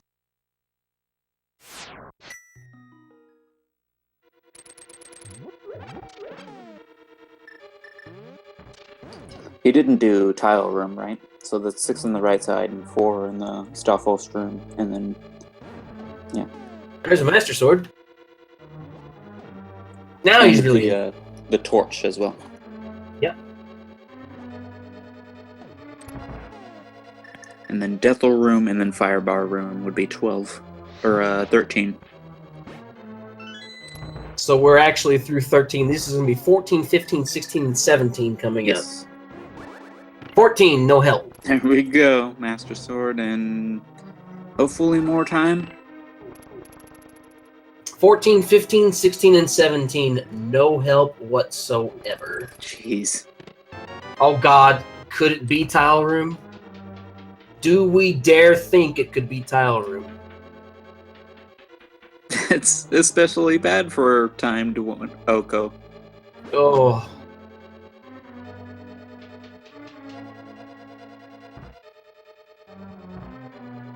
Could be Bob's chest, could be number 18. And if you guessed Bob's chest, you still win vicariously. Alright, so will he fight the Armos? Yep, he will. It makes sense. You could potentially find more time in these 3 chests.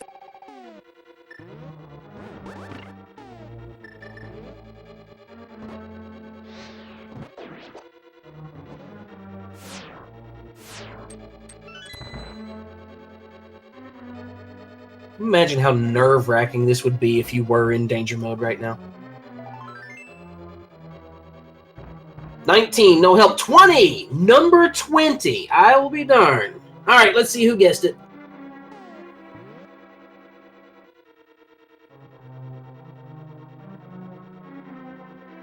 Let's see, I see Lanehearth guessed a 20. Anyone else?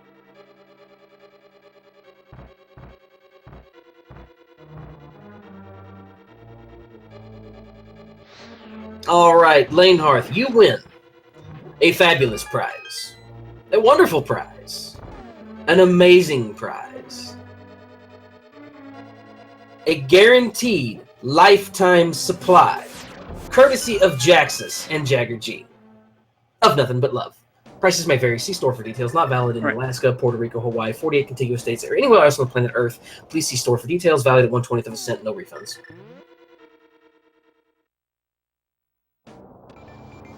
Wonderful.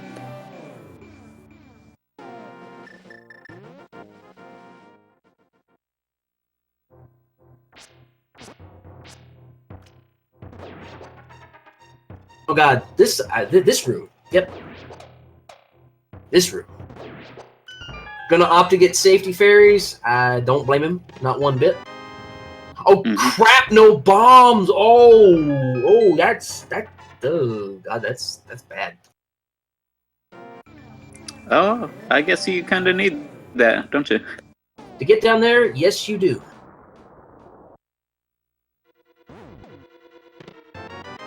That bad bounce.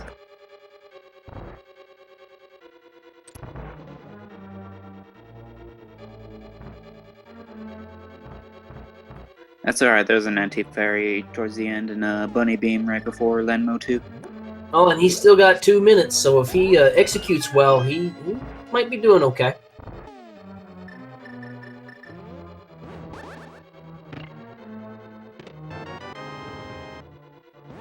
OKGuy finding his ice rod.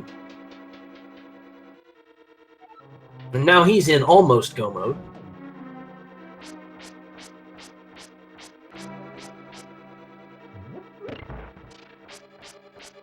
Evan opting not to pick up the fairy. Very interesting.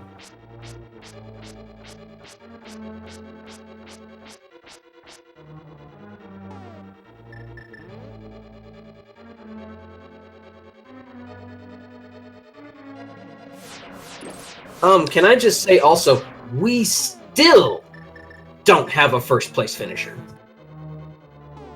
Still don't have one.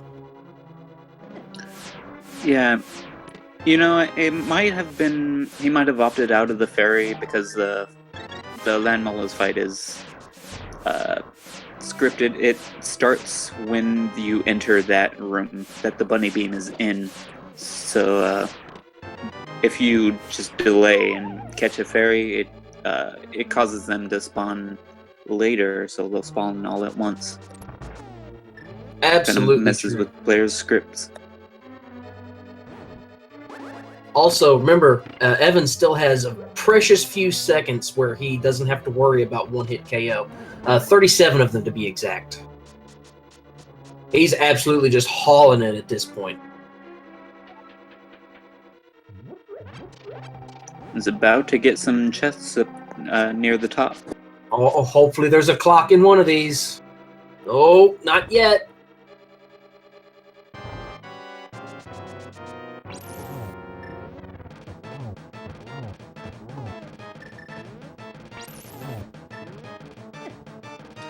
And fighting Ganon in one-hit KO is surprisingly difficult as well. Oh god, I can only imagine. Most players get there and they're like, hey, free fight, but one-hit KO, not so much. Silvers! He's got the silver arrows. Wow. Holy crap. Oh, but this guy, this jerk. This is the thing. I think I'd strap on the cape at this point. Mm-hmm. And I think Evan's thinking the same thing.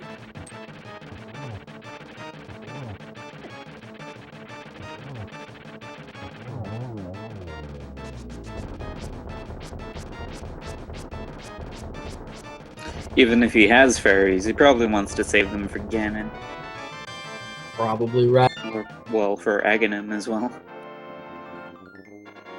On just 100 in the validation chest, so that's it. No more safeties, ladies and gents.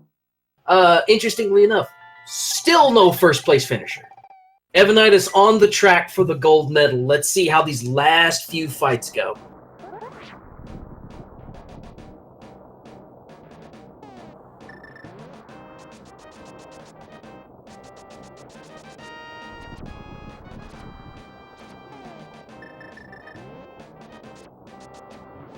Oh boy, here we go. I mean, I'm on the edge of my seat right now because Evan's on great track right now, but he's got to be very careful here. Bad pattern, opting for the safe route. I think this is very smart, safe playing this. Oh, just a near miss on that double. It gets the last double. Aga2 is down. Now just the big pig. It's slow but surely wins the race. You gotta play it extra careful here. Yep.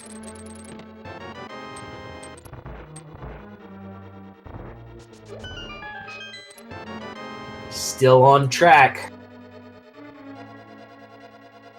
Now, you have silvers, so you don't have to worry about silverless, but you still have to worry about Master Sword Ganon. And apparently magic. He's very low on his half magic meter. And ooh, you are a potion absolutely already. right. You are absolutely right.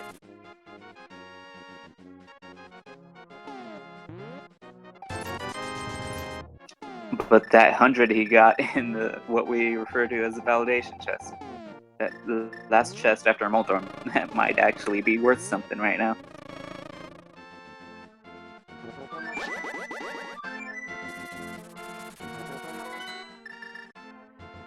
Oh man, I am on the edge of my seat right now.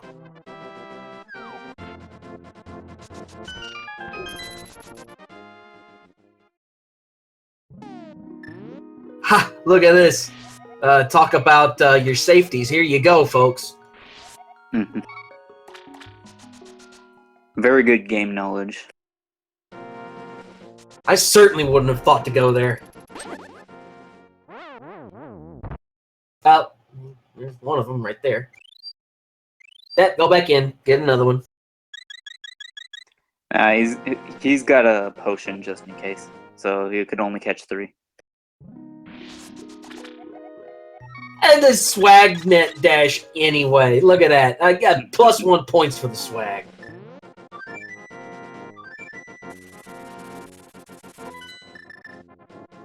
Just testing to make sure they work. Yeah, that's all.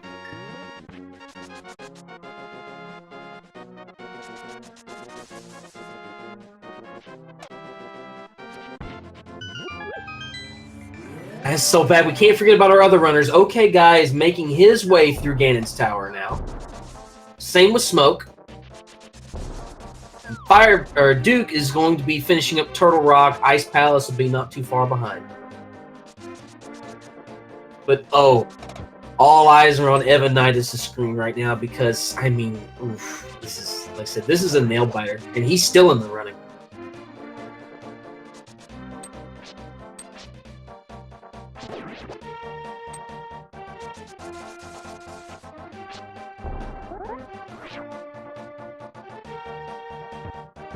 Lucky number 21 for Smoke. Oh no! The bag of snakes! Oh god, there goes one of those fairies. That's what he has them for. Yeah, but oh my... You know the nerves have got to be getting to him at this point, at least a little bit. I know my hands would be shaking so bad I couldn't hold the controller. Some might say that's even harder than Ganon itself. Oof. And Ganon giving us some amazing cheese facts.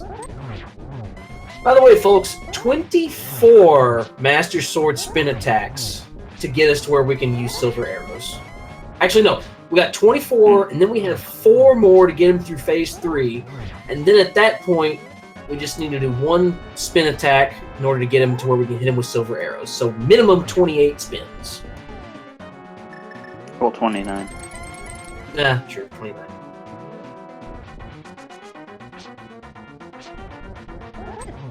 Oh, well, he's got a fairy.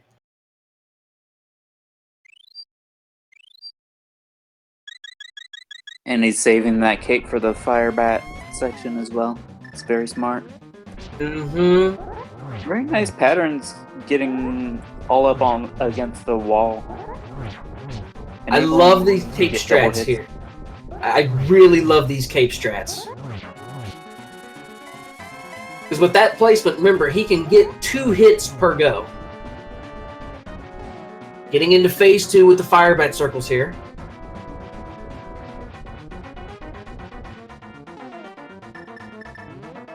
And this is exactly why he got the green potion as well. Uh-huh. Now we're on to Phase 3. Gonna have to line these up very carefully. Oh, man. Just a near miss on that Firebat. Yeah. Oh, God, the walkway. Whew.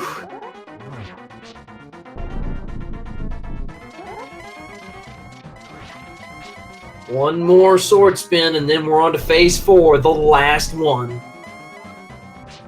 Find the arrows. What? Yeah, these? Oh, God. Oh, God. Move, move, move, move. Phew.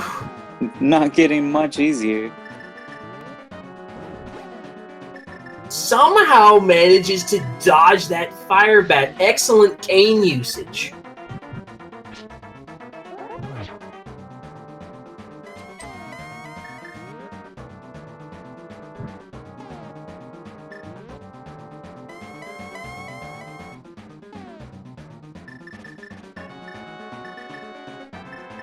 Oh my goodness, this is a nail biter here, guys.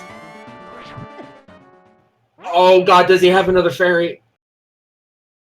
He does! Press F for fairy. Come on, guys. This is his last one. Yep, no more safeties at this point. And doesn't have torch glitch. Oh god. But he's got that green potion, so he's got plenty of magic at least.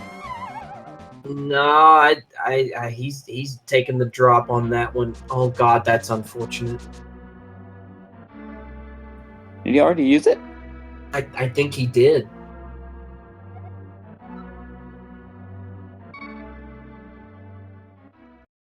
Oh no! Oh no!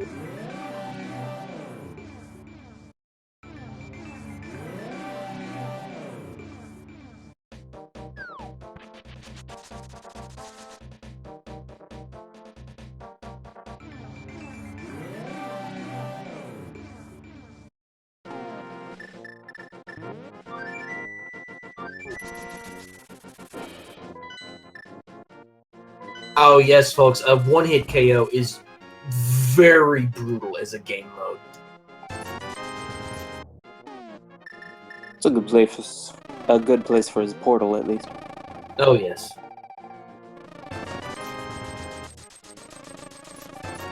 And unfortunately, it looks like Smoke has indeed forfeited. I mean, that's... You hate to see that, but I mean, at the same time, this can be a very, very brutal game mode. So, good game to Smoke. It was very well fought, but I mean, just one of those things that it can get you.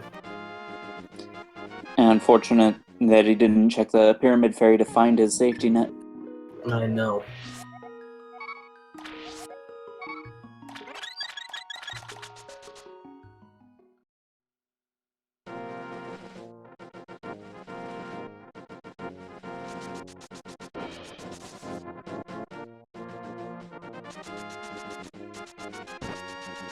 Evanidus getting his way back in there, gonna get back up there and give the big pig the business. Everybody send your good vibes to Evan. Come on, he's still in this. And the OHKO Guy on his way to take down the Ice Armos. And Duke not too far behind, taking on Trinex.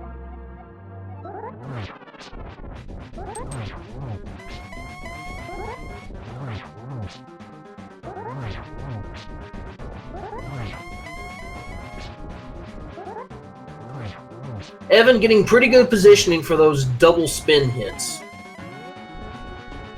Yeah, we could very well have ourselves a snipe in a moment. Evan was so close to finished.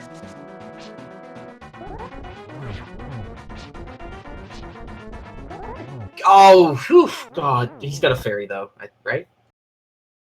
Yep, he's got a fairy. Yep.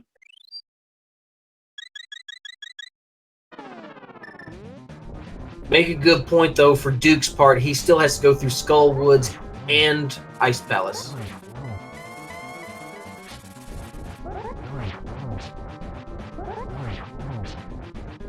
And I don't think he finished Turtle Rock, so he's still got 3 crystals left to go.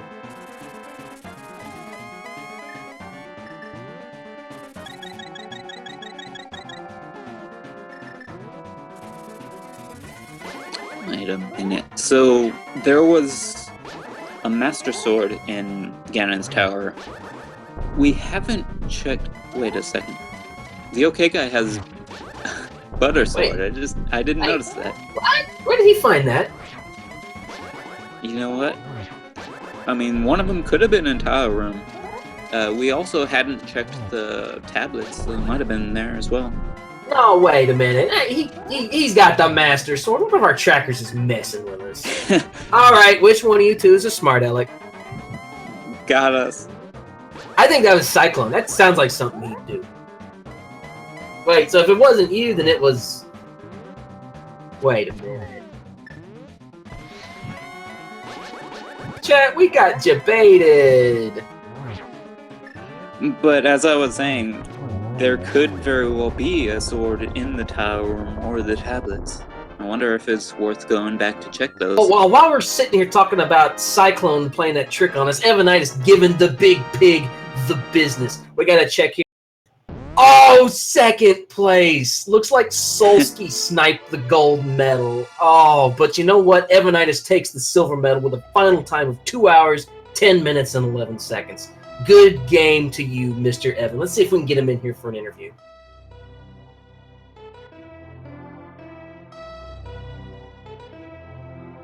How close was it?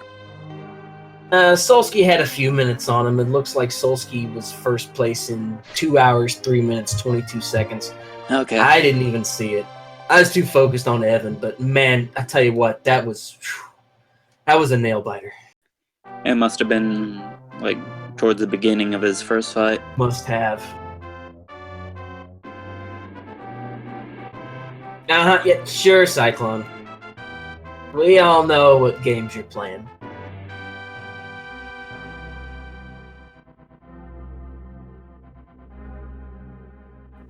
This was a pretty rough seed with, like, even though there was Blue Tunic with a sick kid, just having the second sword in Ganon's tower, that's horrible. That is rough. Now, Evan, unfortunately, will not be joining us for an interview, but he will be available in chat, so please give him your good games, and if you have any questions, I'm sure he'll be available to answer. And as I always say in, like, especially here in A Link to the Past, a really solid defense is a powerful offense. And just having such low-powered sword, that leaves a lot of time dancing around bosses, potential to get hit right there. Yeah. Guess who our bronze medalist is? Mr. Willard J. Bradley taking bronze medal with 2 hours, 12 minutes, and 33 seconds. So good game to you, Willard. Very well played. Yeah, good on him. I know he's at least done one-hit KO modes before. It was never easy. And now all eyes on the OHKO. Still could make a very solid time here.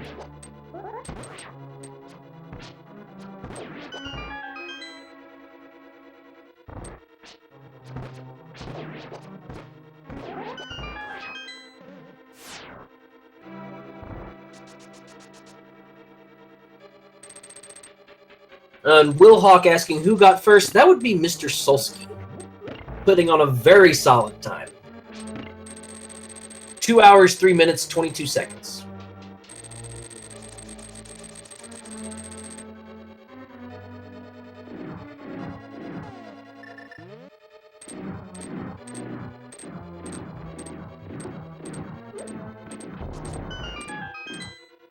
But again, Evan, if you're in chat right now, if you're tuning in, that was a very well played seed on your part. Definitely hats off to you for that one. Mm-hmm. And DukeFireBird's going with a convenient strategy, stocking up on green potions and just firing away on the ice head with a fire rod. Hey, it works. Only took 2 potions. And yeah, whatever works, works. Trinex getting the business at that point. He's done for. OHKGuy nabbing that 10 arrow drop. Gonna have to be real careful going through here.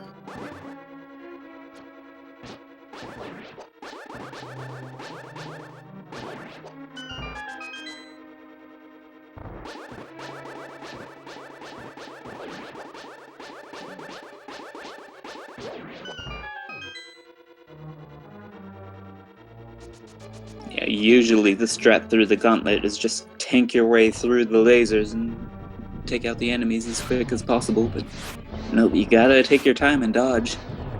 Yeah, and you gotta remember too, here, with that fireball shooter in the corner, this has an extra layer of difficulty. God, I hate the commentator's curse. Please tell me you have a fairy. Damn it. Yeah, there was a fairy in the room before. Unfortunately, it didn't get the net in the pyramid fairy. Oh, God, that is unfortunate.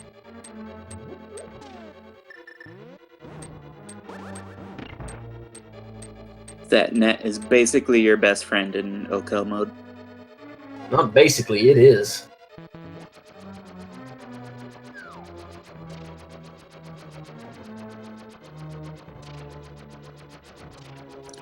Now, I forget. I don't know if you know if there are any shops that sell fairies. I know there's one that sells a bee.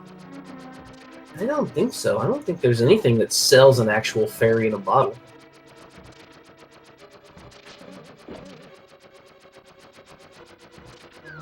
We never did check tile room, did we? We don't even know what's in here. Could be a clock. Nope. Hopefully it is a clock. I think even better would be a sword. What a key. Nah.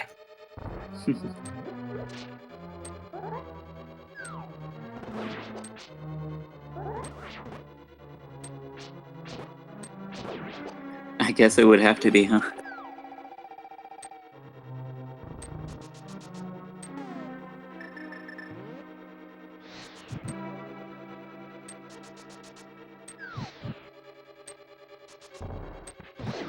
Oh, no, no. Almost a clutch dodge, but just not quite.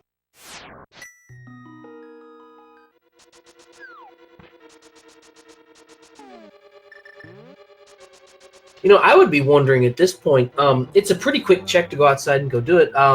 Would you check Ether at this point? Ether tablet, I mean. He did find the sword, right? Yeah. Yeah. It'd be worth it.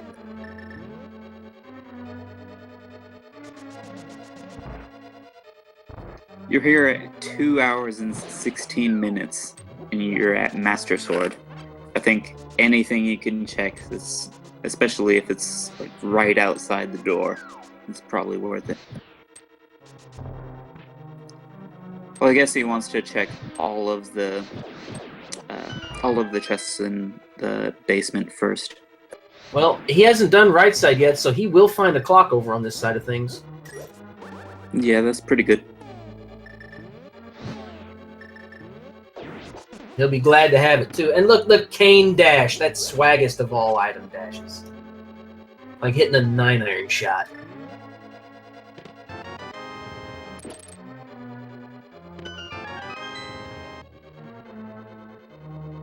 Yeah, I'm boy. sure Now what? the only reason he's in right side right now is looking for a sword. Oh, he's happy to have that clock at that point.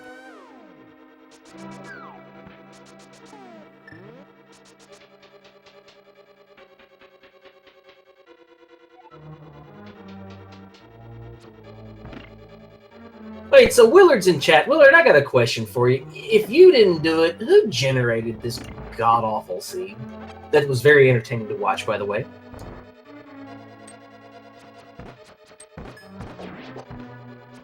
Because even though it has your trademark on it, I don't think you generated it.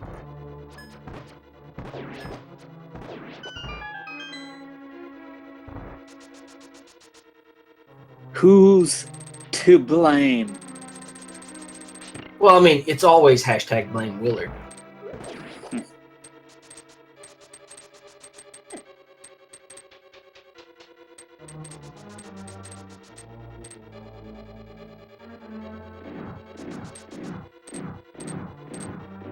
We still don't have a 4th place finisher, by the way. You know, what's really telling about the difficulty in this mode is that normally open mode takes like an hour and a half, and it doesn't really change the way major items are placed or like where dungeons are or anything. Well, it was a bit of a trolley seed with all light world pendants, but it's just the matter of one hit KO, just giving players the business. Oh, yes. Looks like a Ganon's Tower big chest had a sword in it. Ooh. Interesting.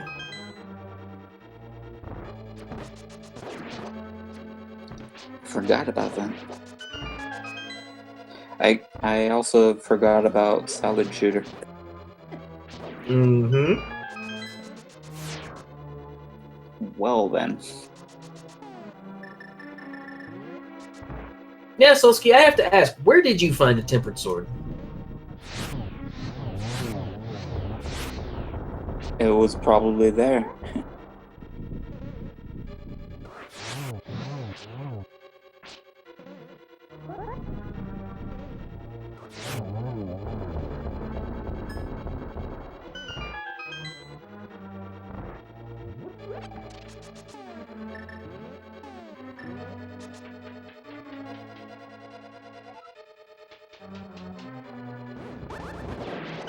Looks like OKGuy now doing the second half of the gauntlet, getting past Landmos.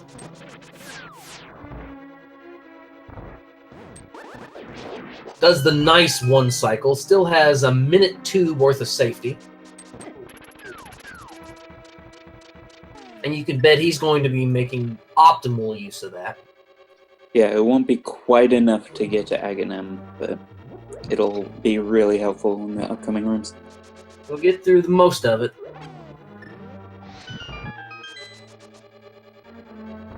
Ah! Apparently, the bat had it? Wow. It's a lot of places we haven't checked. Yeah.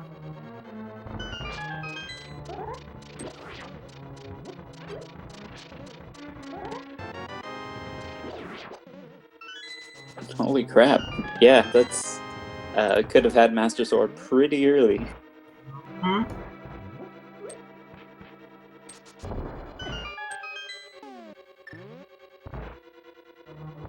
An OKGuy about to run out of safety time here. Oh boy. Just in time for Troll Dorm 2. So does that mean he did the glitch on a... with a mushroom? I don't think you'd have to have. Because Powder Okay, was on right side, right?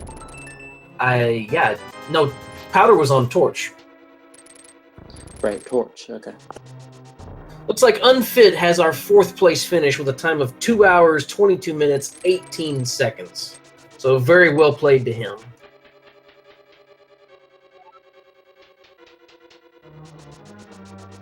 Although OKGuy at this rate could still be in our top 5.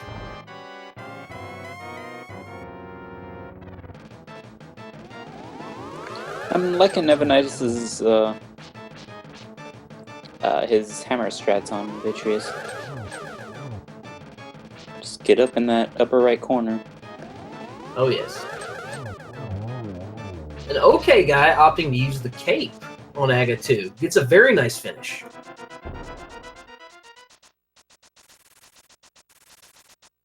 Ah, yes, looks like Elminster snipes the last of the top 5 finishes with a time of 2:23:39. So, well played to you, Elminster, if you're watching. Looks like OKGuy just now making it to the pyramid. Yeah, luckily there are 5 more spots in the top 10. That's a very good point.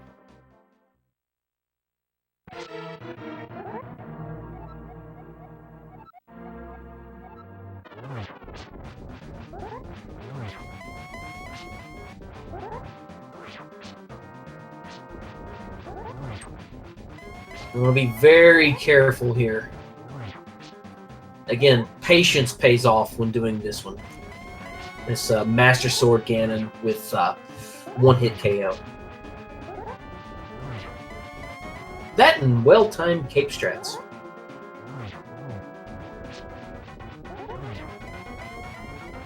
He's capable, but after such a long run, you could get pretty jarred. I see what you did there.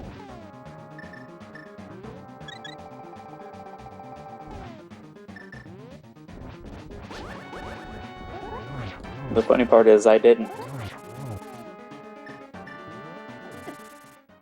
Well, Oh, please have a fairy. Please have a fairy. Please. Dang it. No fairy.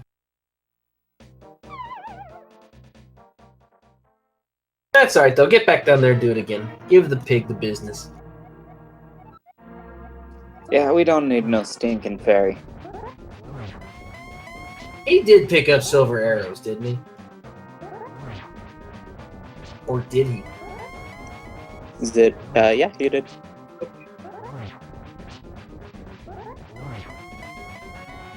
It's should be lit up on the icon. Did he?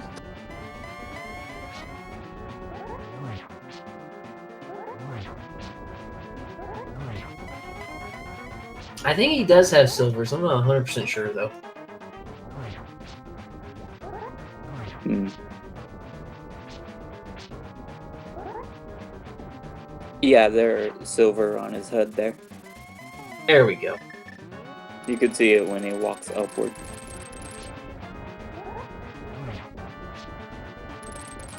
Gonna have to be patient. Here, go. No.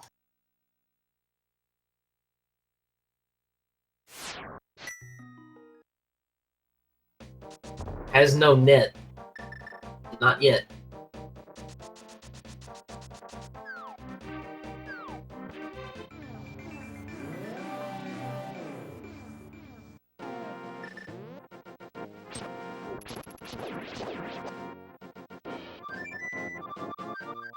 And I don't think he's gonna bother getting it. Probably not. Probably just gonna tank up on potions. Make liberal use of the cape.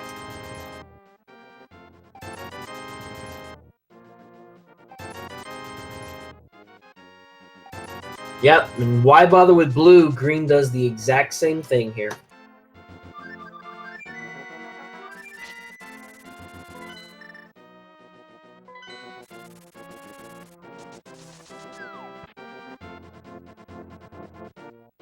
Yeah, unfortunately, confidence can work against you in one hit KO.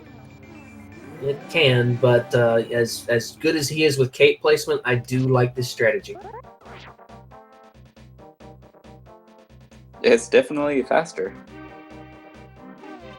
In theory.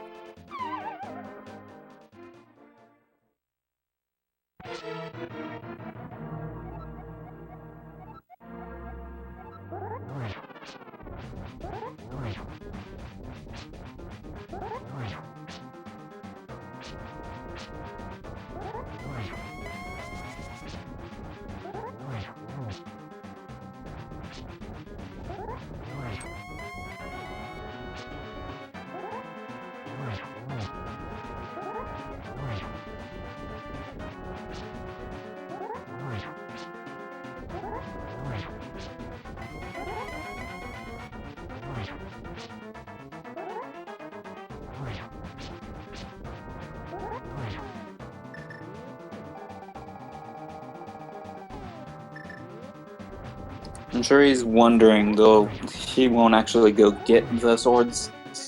He's probably curious where they are at this point.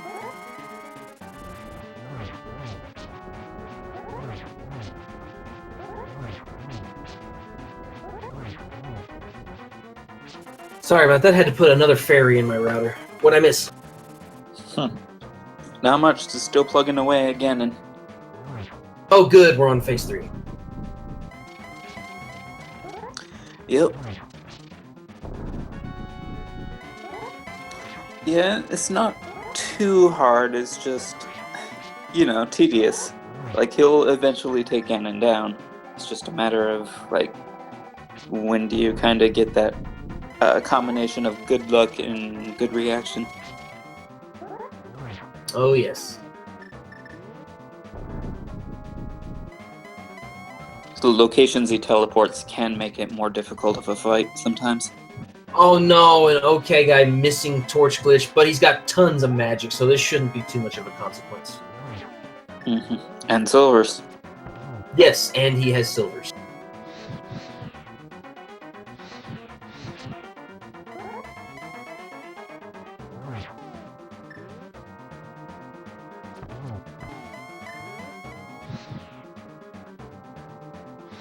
Torches are slightly out of sync, but again, he's got plenty of resources. Just provided he takes it slow, he should be good here. Almost getting the double.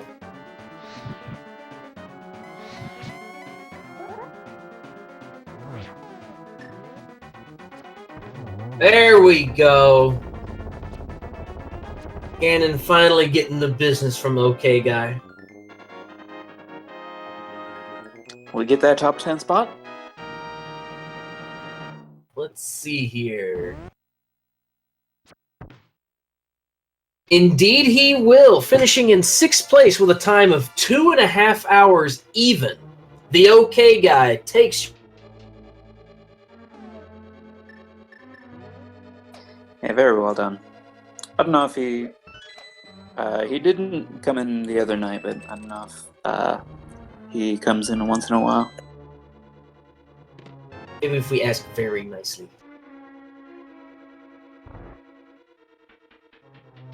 I sure hope so. I'd like to hear his reaction to where the other swords are.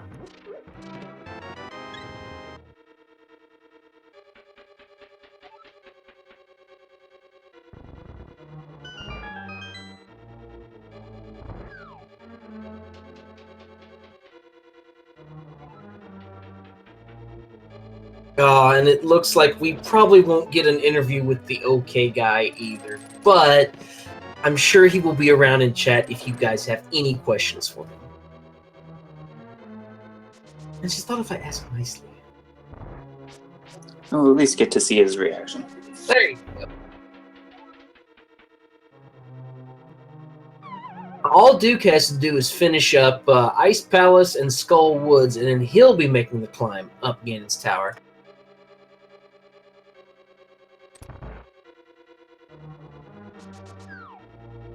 And yes, we have had 8 forfeits this race. This has been a mean seed. I mean, this seed has just been brutal to run.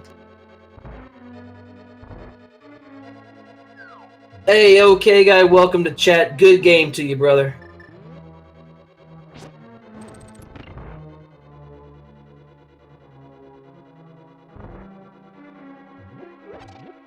And give all 4 of these runners a follow. They absolutely deserve your love. They have put themselves through an extremely brutal seed just for our benefit. So please give them a follow. Same for our 2 wonderful trackers, Dark Falls 1983 and Cyclone. Thank you guys for all the work you're doing behind the scenes. And, of course, follow my fellow commentator, Jagger G. Thank you. I've had a lot of fun commentating this race with you. Same, Jaxus.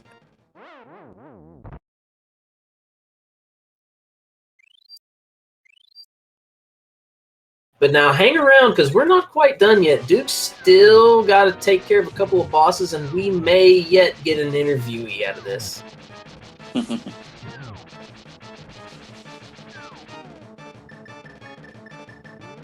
Uh-oh, no magic. Yeah, it seems we made some pretty lucky guesses, actually. You went with Evanidus and I went with the OKGuy. They're, at least of the featured runners, the first and second. I'd say we did pretty good. Oh no, Duke taking the death at Cold Stare. The fight can snowball on you pretty quick, especially in one-hit KO mode.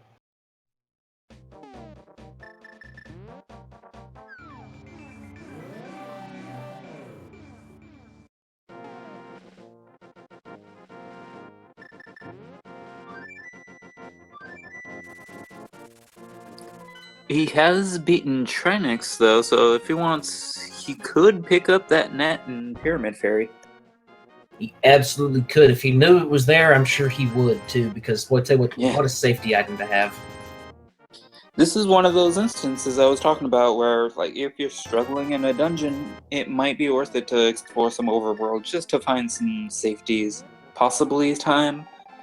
But we know at the very least net is out there.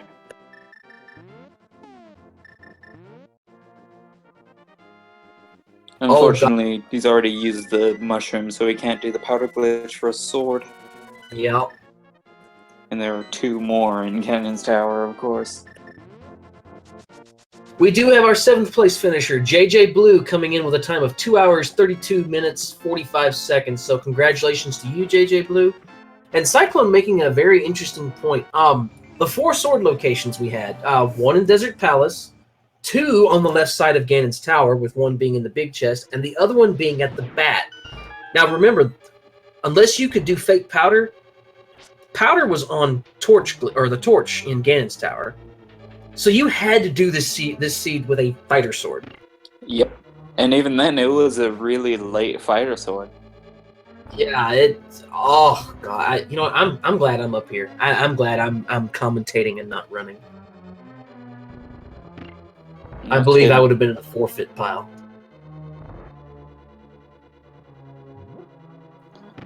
Where was that again? Was that Desert?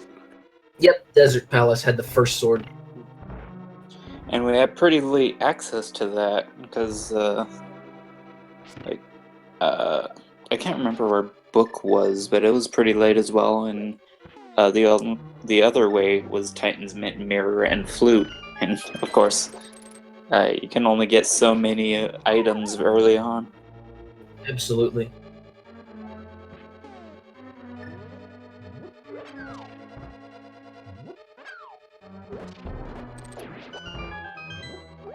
I believe our forfeit count TNT is at 8 out of 20 racers. So this has been again, this is not an easy seed by any stretch of the imagination. We've had a very high forfeit count, but I mean, good lord, can you blame them? I mean, just look.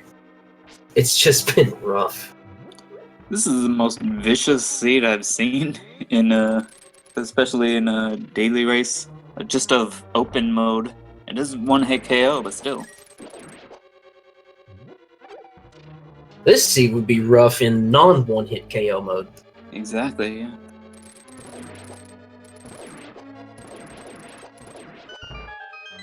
We would still have over 2-hour finishes from the top players. Mm-hmm.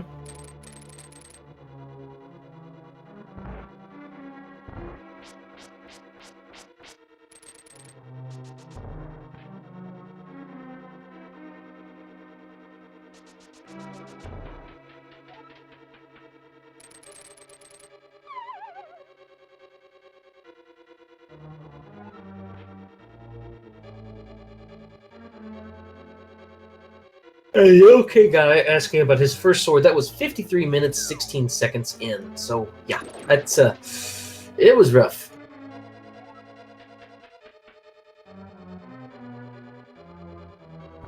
Do you remember where Bread Mail was? I think that was Gary's lunchbox. Okay.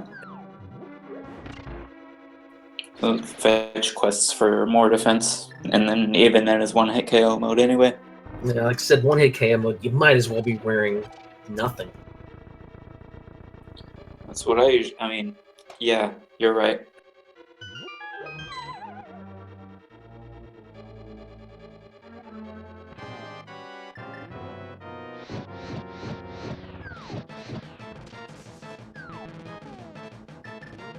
Thankfully, Duke tanking up on green potions will have enough magic to melt out this icicle.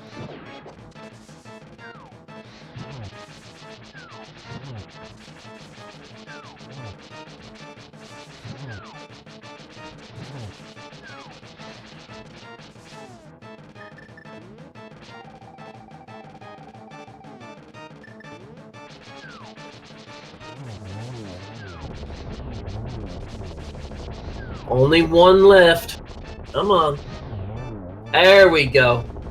Cold Stare goes down. That's just one more boss to go after this.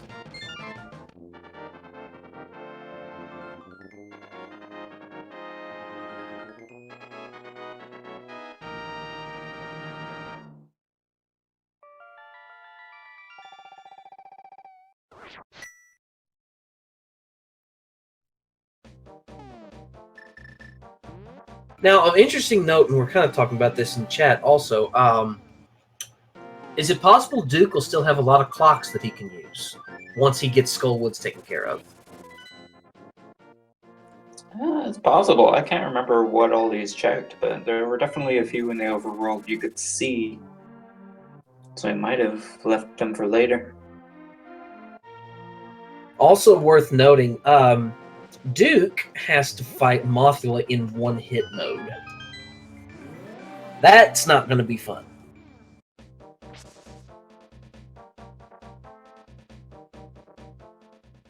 Depends on whether you ask a masochist or not. Well, for most of us, that's going to be a not fun thing to do. Also, did I mention bees are lethal? Or can be? Bees, not so much on Mothula. Unfortunately, like, it does fighter sword damage. No, I was talking about for Duke. Duke hitting that bush and finding that bee. Okay. They can be useful, actually. They can be. Yeah, the canned bee.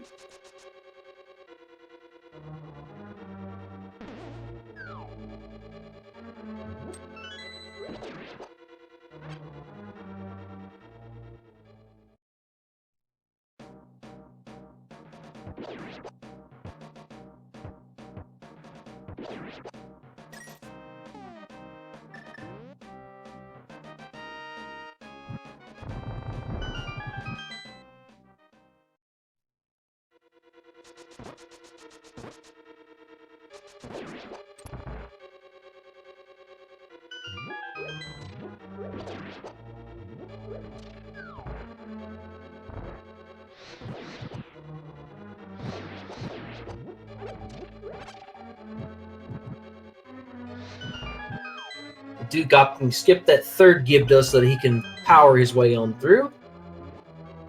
Oh, God. Oh, no!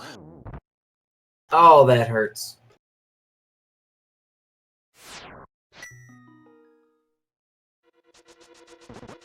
Those nasty little troll dorms. You cannot dodge them. Nope.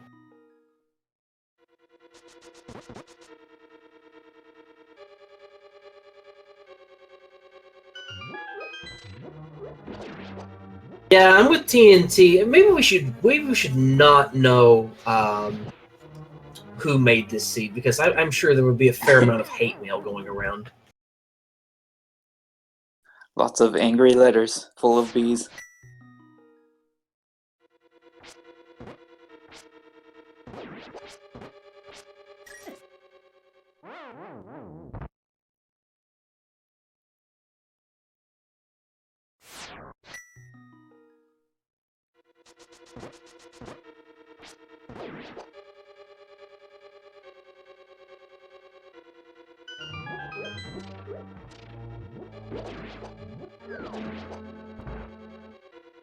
Duke gonna have to be very careful here.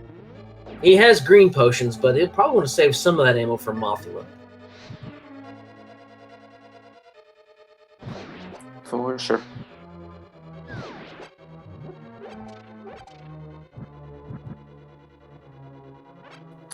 Dodging the Gibdos. Oh no! Barely misses the. Wait, he can still get it. Oh, and the save.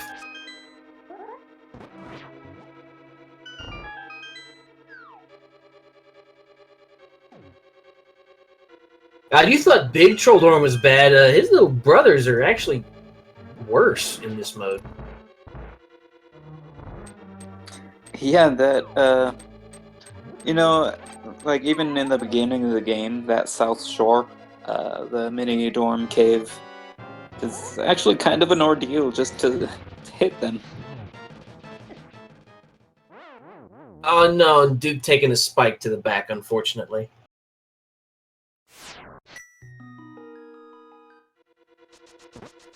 They're just doing their job. Unfortunately, doing it well. And the pit also doing its job. Oh lord, this. Oh.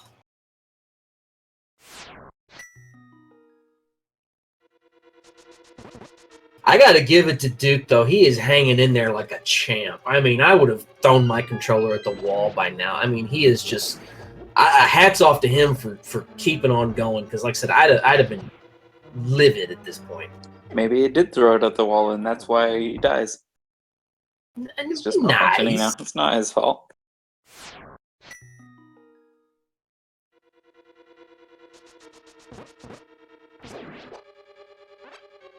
We have another brave soul finishing Chex Human, taking 8th place with 2 hours, 45 minutes, and 25 seconds. So, congratulations to you, Chex Human. And Cyclone, you're right. I would have set the controller on fire, set my computer on fire too, and sat down and had a scotch. That actually sounds like a really good idea.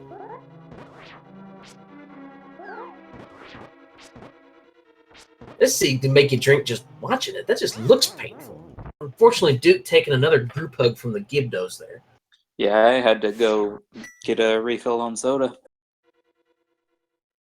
Duke gonna opt to dip out here. Probably gonna go back and try to grab some magic. That's a really good idea.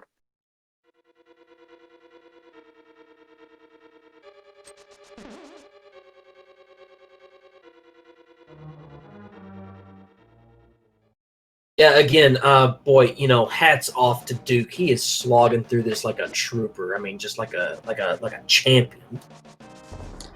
Anything you could do to increase your firepower during a boss fight is really helpful. They say, Oh yes. well, like normally people think of defense as just taking less damage, and of course that doesn't really apply in one hit KO mode, but more so just having, just beating a boss more quickly can alleviate a lot of danger. Oh yes. Sometimes, like you said, the best defense is a really good offense. And I believe for Mothula, the optimal fight time is like 4 seconds or something like that. It's really quick. It's pretty random. He could just hug the ceiling or hug the north wall and just never get away from spikes. Duke gonna opt to check a few more spots here. Can't say as I blame him. Wait. Wasn't there a clock in Peg Cave? Was him. Oh, if there's a clock here, ooh, that could be big. That could be really big. No, just bombos. Wow. And Storm Tinchenko, yeah, I'm really glad I don't have to run this. That makes me very happy.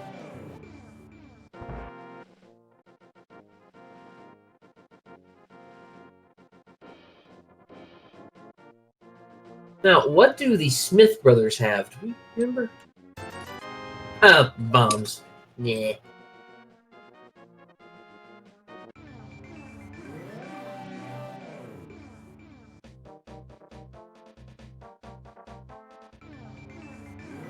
He'll find red mail in Gary's lunchbox, but again, in one-hit KO mode, that doesn't really do much. But he does have those 2 crystals he could use.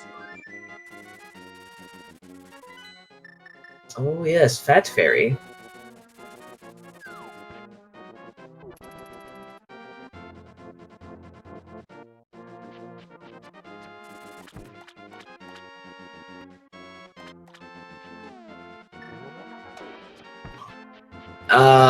He might also be thinking about checking Mambo's tablet.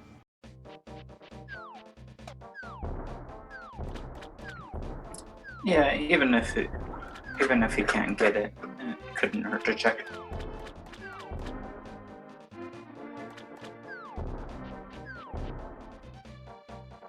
Well, regardless, folks, I mean, for all of our runners, but especially Duke, give that man a follow. He is slogging it out like a just. I can't say enough good things about it. He's hanging in there. But give all 4 of these runners again a follow. Can we get another link in chat for those guys? And he runs randomizer of all modes. I believe he was pretty high contested in the entrance shuffle mode as well in the tournament last year.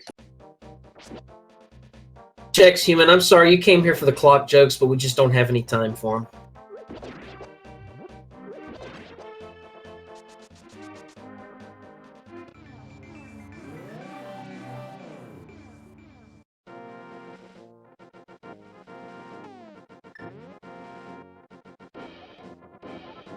Oh, just a quiver. Come on. What's that?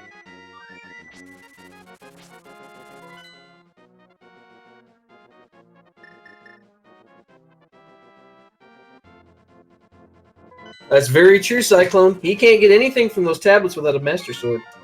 Nothing but information.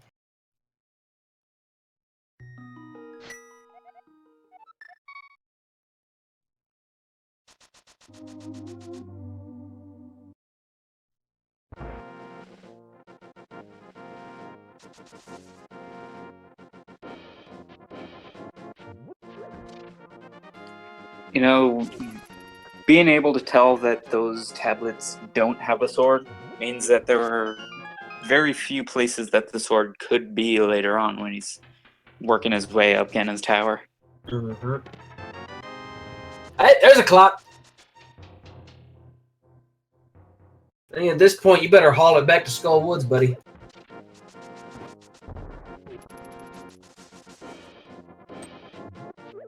Oh, he may want to get some magic along the way. I'm not 100% sure.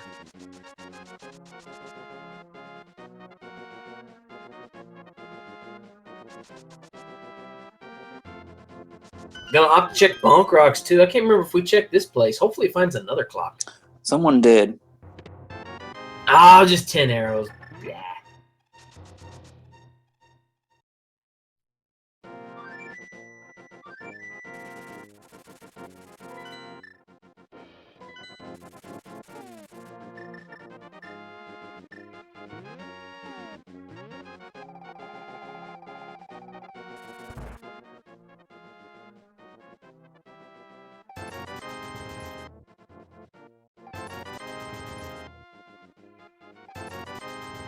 No, you know, I'm not telling. If you really want me to tell another clock joke, you'll just have to watch.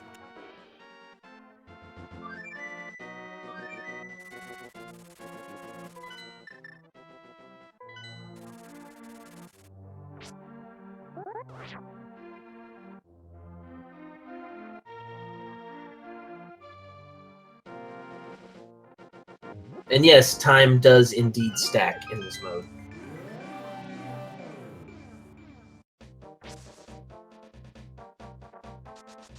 But unlike in real life, it's not relative. Now, Duke has 2 hours and 8 minutes worth of time here, so he's going to have to haul it back to Mothula. Time is not on his side at this point.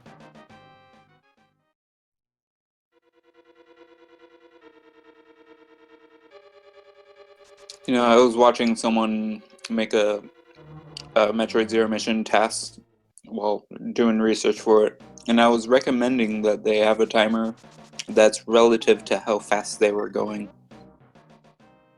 Because they were looking at the real time and in-game time.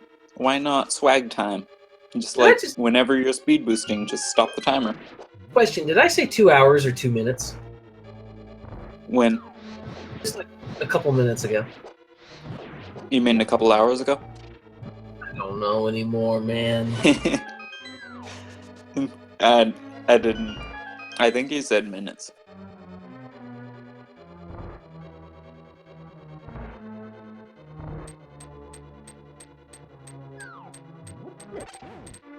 Oh, crap!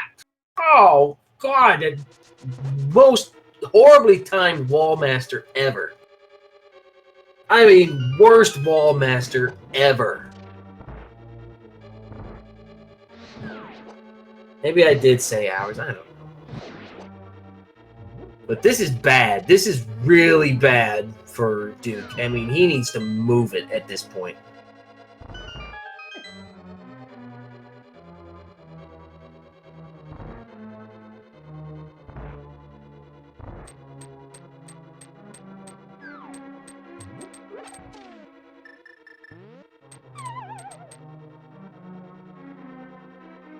"16 seconds. Oh boy. Here you go, folks.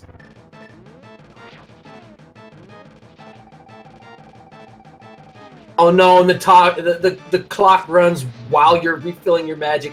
Oh god. Yeah, it does. I want to pop on the tape and just do spins.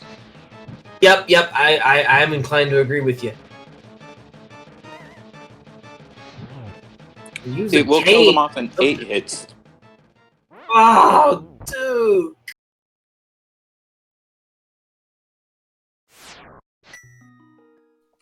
You might want to not save and just reset.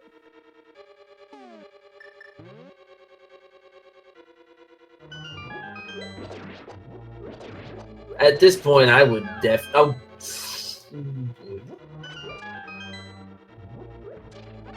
Who gets it? No. Oh man. I mean, God.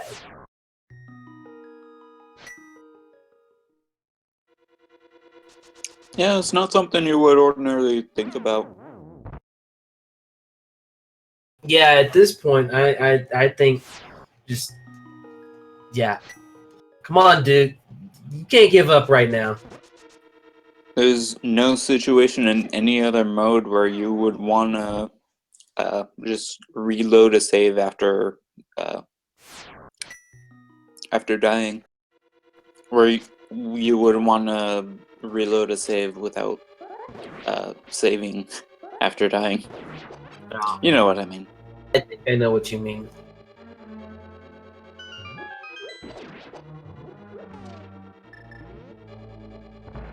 It's really cool how every mode has some nuance that makes it, that just adds a new mechanic to the game. Wallmaster, please. I mean, a mechanic that's already been in the vanilla game, but had no use before. Yeah.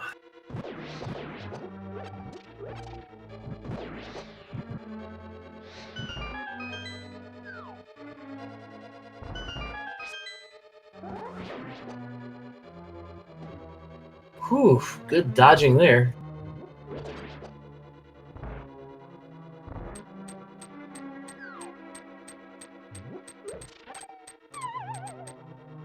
Alright, here we go. Get this moth, man.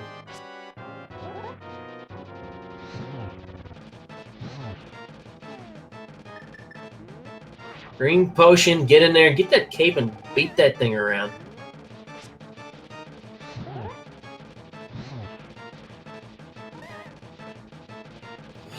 Oh boy. Oh, God.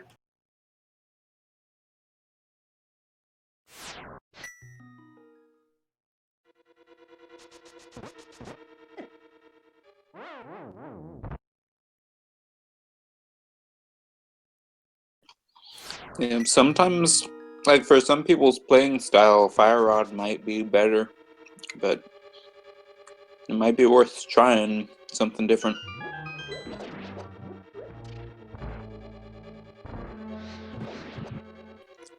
I think, Cane of Barney might do some damage, but it also would knock Mothula around pretty erratically. Yeah, I don't know how you would oh, freaking It's probably not worth it.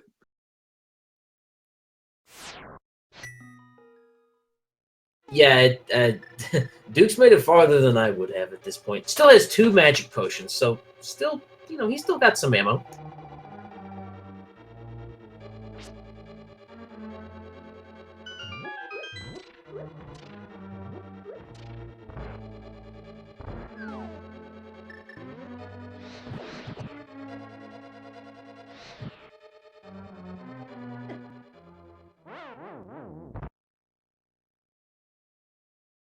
Yeah, Duke's. I mean, I gotta say, I agree with Elminster on this one. Duke, he is not giving up at all.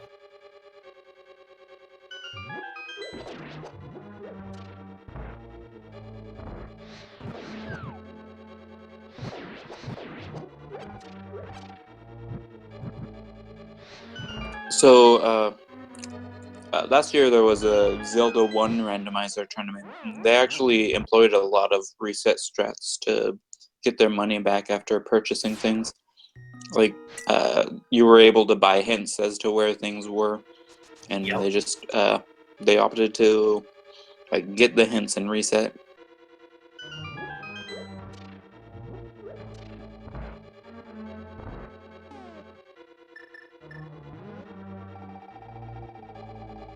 Swill some more green goo. Let's keep trucking.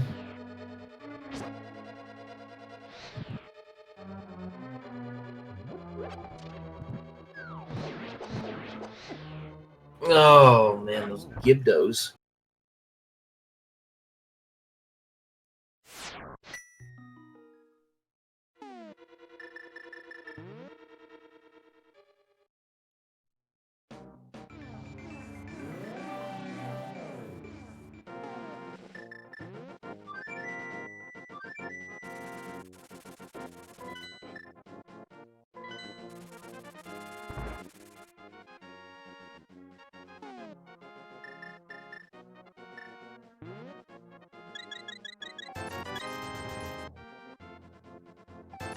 Yeah, Hasmore X asking, what on earth is this? Depending on how you look at it, this is either tenacity or just torture.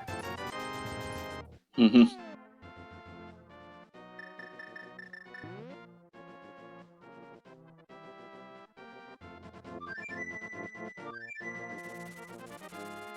This is worse than low percent. Usually in low percent you have the Master Sword, and Right? you actually have several heart containers and well, green mail, but still.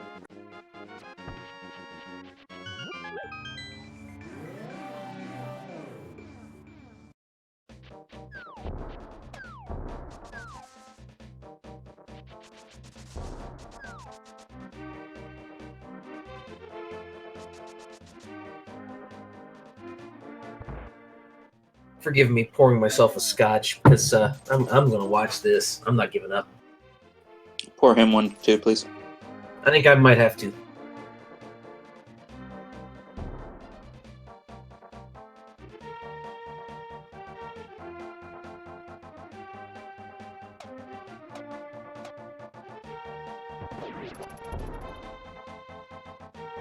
Oh, here we go. I like this. Now he's gonna go check Fat Fairy. Oh, he'll be so happy when he Yeah, does. this is gonna be huge.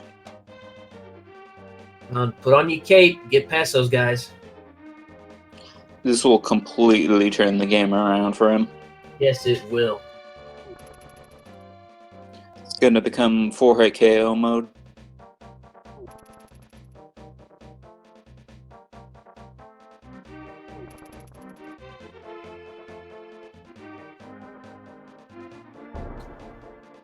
Going Metal Gear on these guys. That's a really good strategy to employ here.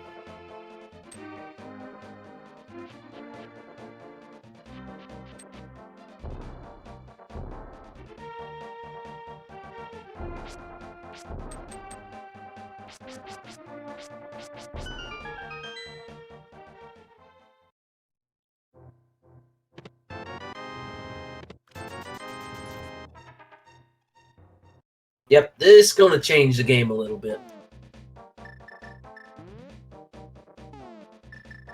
DKong64, unfortunately, there will be no more races after this one, but man, what a capper for the night.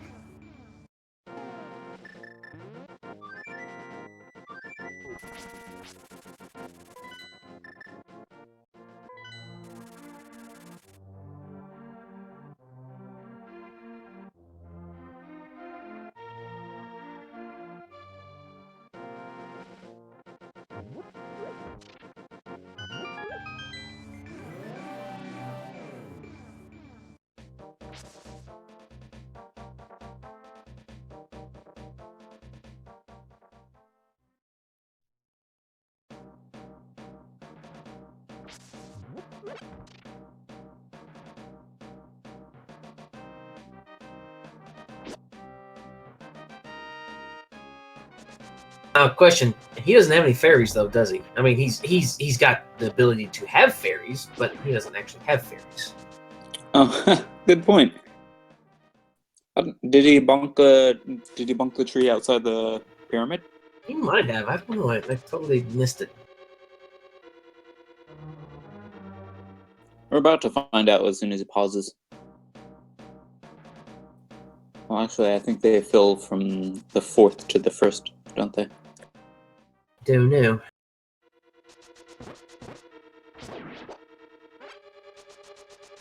Maybe this will also give Duke a little chance to clear his head, because sometimes you get in a rut, you keep dying, and it perpetuates itself. So maybe getting out of the dungeon will give him a little bit of time to kind of reset, get everything back to 0.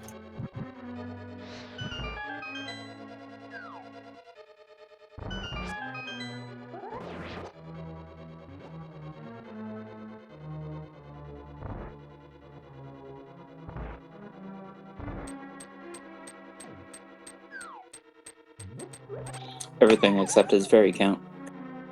Oh.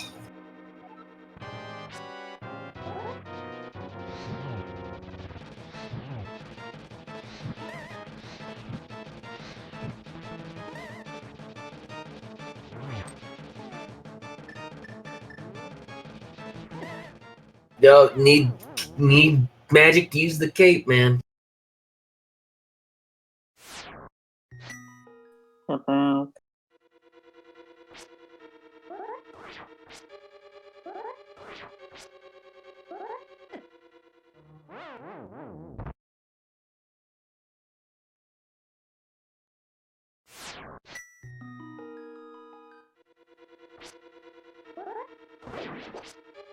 Tell you what, though, after checks human, we still haven't had our 9th place finisher.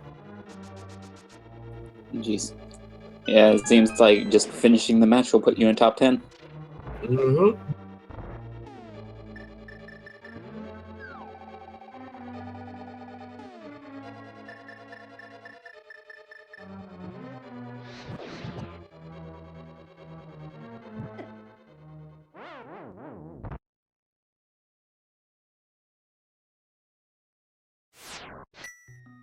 I don't Now- know if he has any places to check, but there's nowhere he can access that'll give him a sword, unfortunately. Nope. Unless he knows how to fake powder. But I think he used a mushroom. Oh god, yeah, that's right. Yeah, he doesn't have it anymore.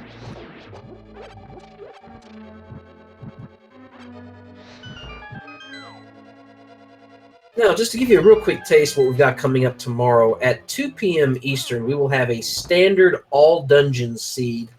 It's going to be run on expert mode, so that'll be something interesting to catch. At 8 p.m. Eastern, we will have a Keysanity mode, and at 11 p.m., we will have an open mode seed. So a lot of really good races coming to you tomorrow as well.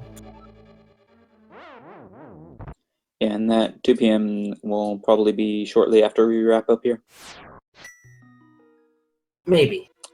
Just I have faith.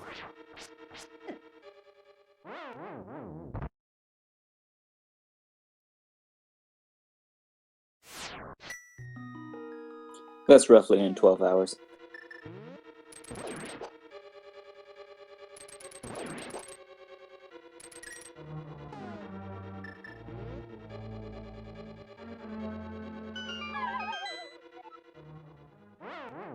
Well, Elminster, tomorrow you will get your wish. Expert will be in the 2 p.m. race.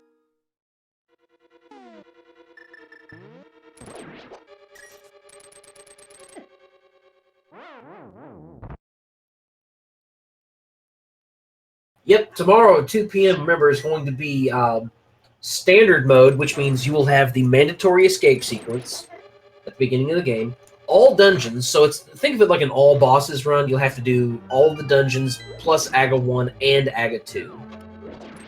And it'll be in expert mode. So, if I'm not mistaken, that means that they'll only have Master Sword, no net, and no bottles? In expert mode, let's see, you will have no arrow capacities, no bomb capacities, no boomerangs, no golden sword, no heart containers? Ooh, God. No magic upgrades, no armor upgrades, no shields, no silver arrow upgrades, and no tempered sword. So yeah. Whew. That'll be a fun one. There are only 12 pieces of heart available, so the most you can get for heart count is 6. Yeah. Yep, and there's only one bottle. Potions heal 1 heart and restore quarter magic, so yeah. Ugh, have fun with that.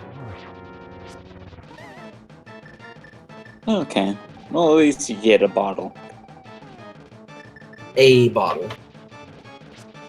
There we go. Get that Caden. Get in there and beat that moth around.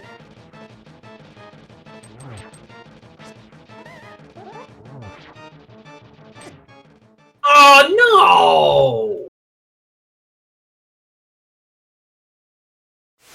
no! Darn.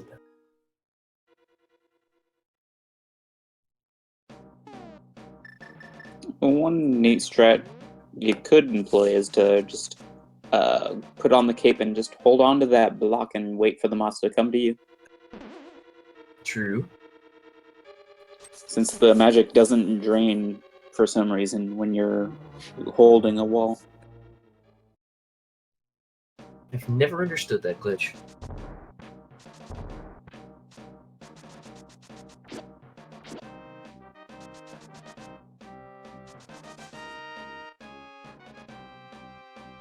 It might be to prevent you from dying in Spike Cave when you're lifting up the rock. Oh, and interestingly enough, in expert mode for Cane of Burna and Cape, they will use 4 times the normal amount of magic, with the one exception being in Spike Cave. Interesting. And yeah, like Cyclone's saying, there's actually a degree of difficulty that's past expert.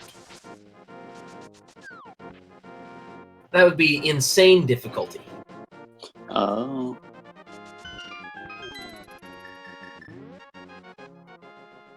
And in insane difficulty, you get no heart containers, no pieces of heart, basically nothing. It's like 3 heart mode. And potions are useless in insane mode.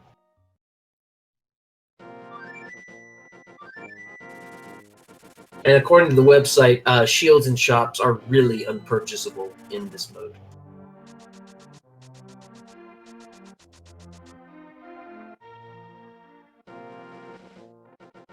Are they 9999?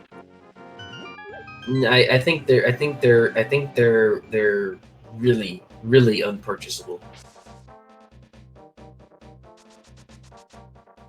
10000. No, you can still purchase them if they were 1000. Okay. No, I mean 10000. I think instead the numbers under there turn into letters and it spells out NOPE. Oh, nice.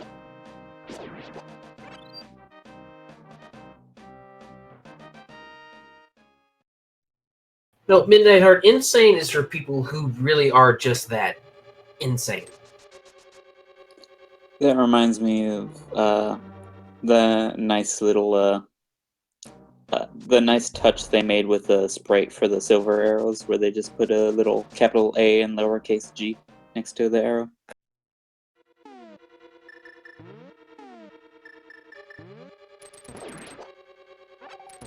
That, of course, being the atomic symbol for them. Really, I thought because they were useful on Aghanim. Not so sure about that. It's a nice thought, right? Maybe Agana. And Cyclone, I'm not sure if the nope is really there or not. That's just me, putting my spin on it.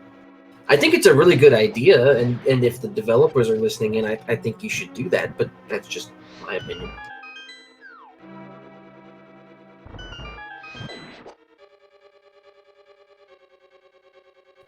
As expensive as the bike in Pokemon Red and Blue. Unfortunately, add a 9th forfeit to the pile. Signums has forfeited. Well played, man. If you're listening in, dude, this scene was brutal. I mean, that's an understatement. The scene was awful. Come on, Duke. You got this.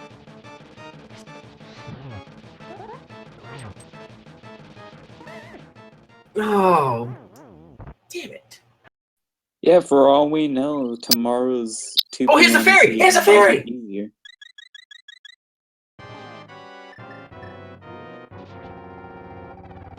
Cape! Cape! Cape! Cape! Cape! Cape! Get in there and kick that moss ass. Got this. Get him!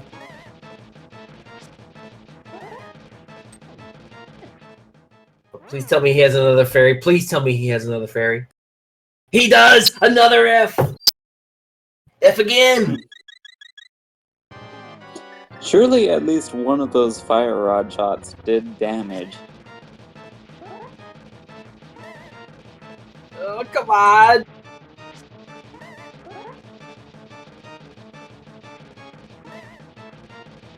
Oh, Duke! Oh, Duke!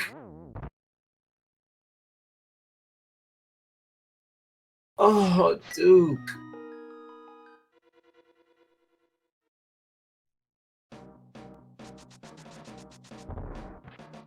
It's not so bad. All you need to beat Mothula is, you know, a green potion and 3 fairies. Man, Dr. Bob needs to come in here, because I swear Dr. Bob always has like a dozen fairies in his pocket.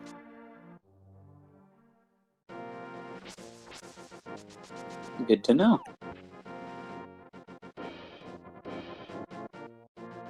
He does love using that powder.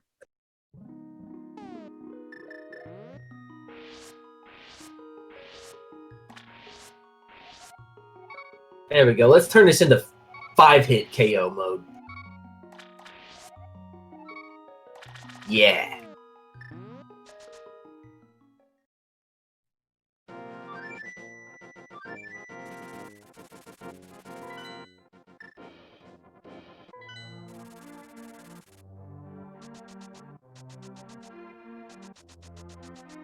But to complement our 9th forfeit, we have a 9th finisher. Imasaru finishes 9th place with a time of 3 hours, 17 minutes, and 55 seconds.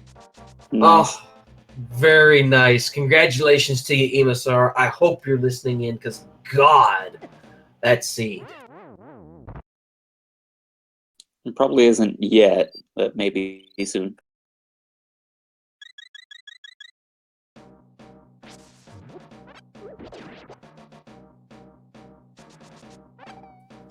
And we get to see some victory laps from Evanidus.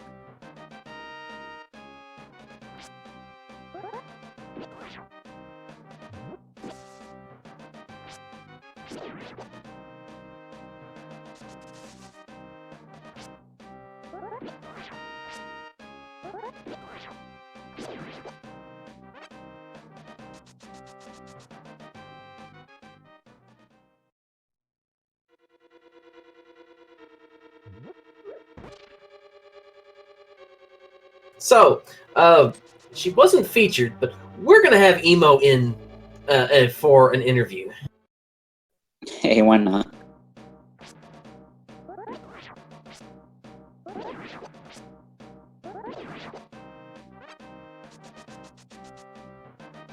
I mean, we're going to have at least one interview tonight, by God.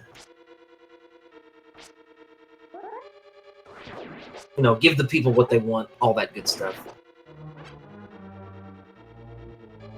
No, Cross, you could find the seed from somebody and run this if you really want to. Why you'd want to is beyond me, but hey, I mean, do your thing, man.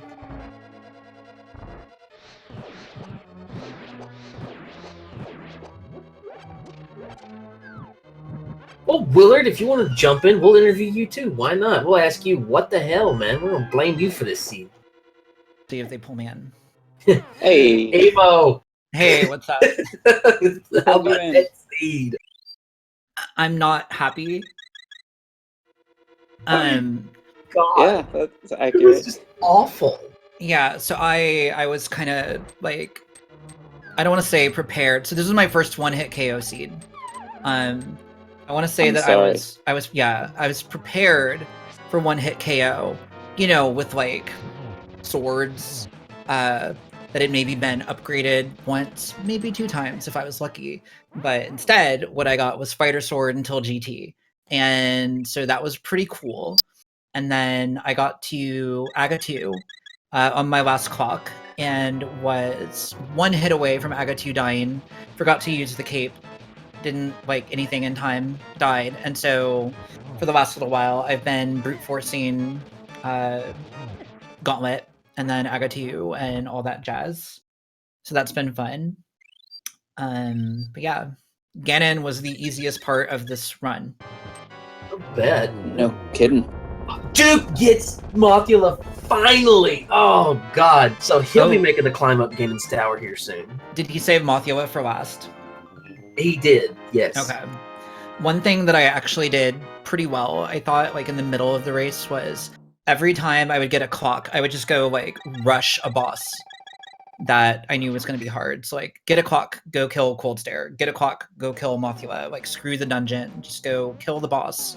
Because then I can deal with the dungeon in one-hit KO mode later. It's a really smart plan. Yeah. We saw that from Evanidus as well. He saved some of the overworld clocks that he could see, such as Skyloft on Death Mountain and the Graveyard Ledge. Did you just call it Skyloft, by the way? Yes. That's fantastic. Yeah, no one else uses it. You gotta... That's absolutely fantastic.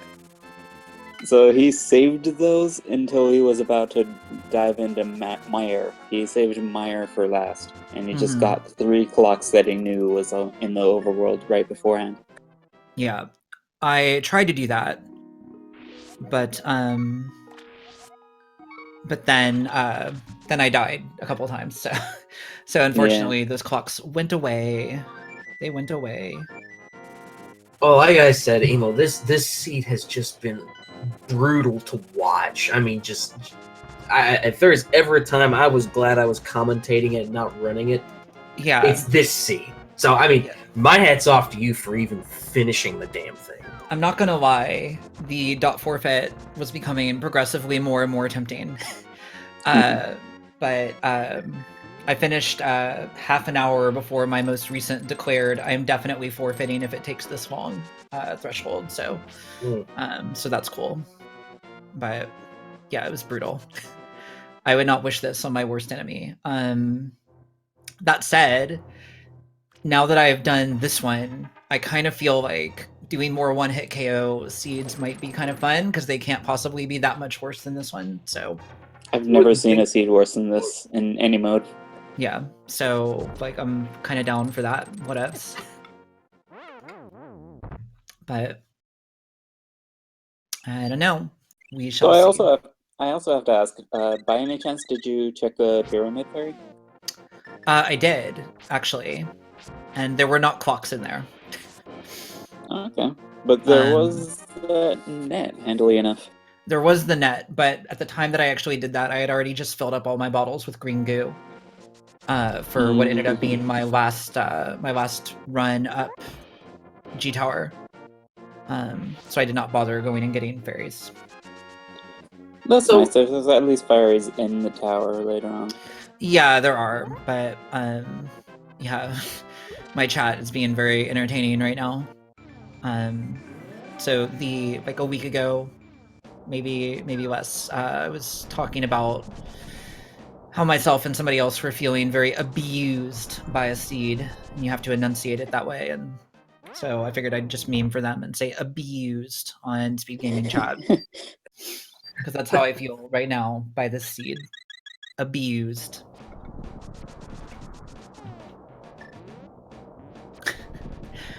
Oh god. How many people are still running?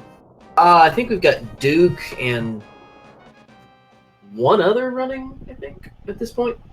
Yeah, currently of the featured runners, we just have DukeFireBird. Unfortunately, Smoke forfeit, and TheOkayGuy and Evanidus didn't feel like coming in for an interview. Gotcha. Probably mic issues or something. And they finished like quite a while ago. So GG to them. And I guess Signums had got done, but apparently that was an accident, and he didn't realize for a while that he had done it because he just undone himself. So that was neat. Let's see. Here's what really matters. How far behind Willard was I?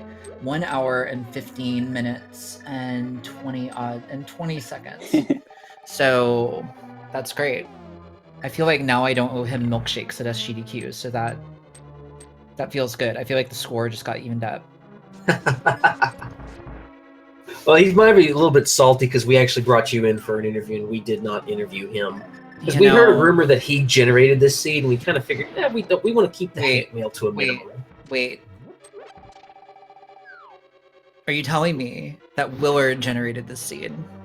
That's just the rumor. I don't know, and he has neither confirmed nor denied it. So here's the thing. There are two people who I love dearly, but who have a history of generating incredibly painful seeds for me. Oh dear. So I'm just saying that I have that list of two people, and it's really interesting to me if Willard generated this seed. Well, would that make it 3 people, or? Nope. That would just solidify the 2. Just reinforcing that list of 2. Yeah, he's a good guy, but I don't like when he generates seeds. Haven't we banned Alucard from generating seeds? Yeah. I think everybody generates terrible seeds. Willard is just more fun to blame than most people. Well, he does have a hashtag about it, so I feel bad. But anyway, thank you guys for inviting me in, and GG to you guys for commentating for 8 billion hours while people finish. By the way, do you happen to know where the other 2 swords were? The other 2? So I was only missing 1 by the time I finished. Okay. Which one? I finished with Tempered. I got 2 of them in G Tower. Okay. Nice. Looking at my tracker, there may be a sword in Tile Room. There was a clock in the library that I could have gone and gotten. There may be a sword in either Bonk Rocks or King's Tomb. There may be a sword on the left-hand side of Swamp. Or there may be a sword on Lumberjacks or the Pedestal. Those are the places I did not check, so. Well, Emo, you didn't... There was a sword in none of those locations. Jagger, you want to tell Emo, or you want me to tell?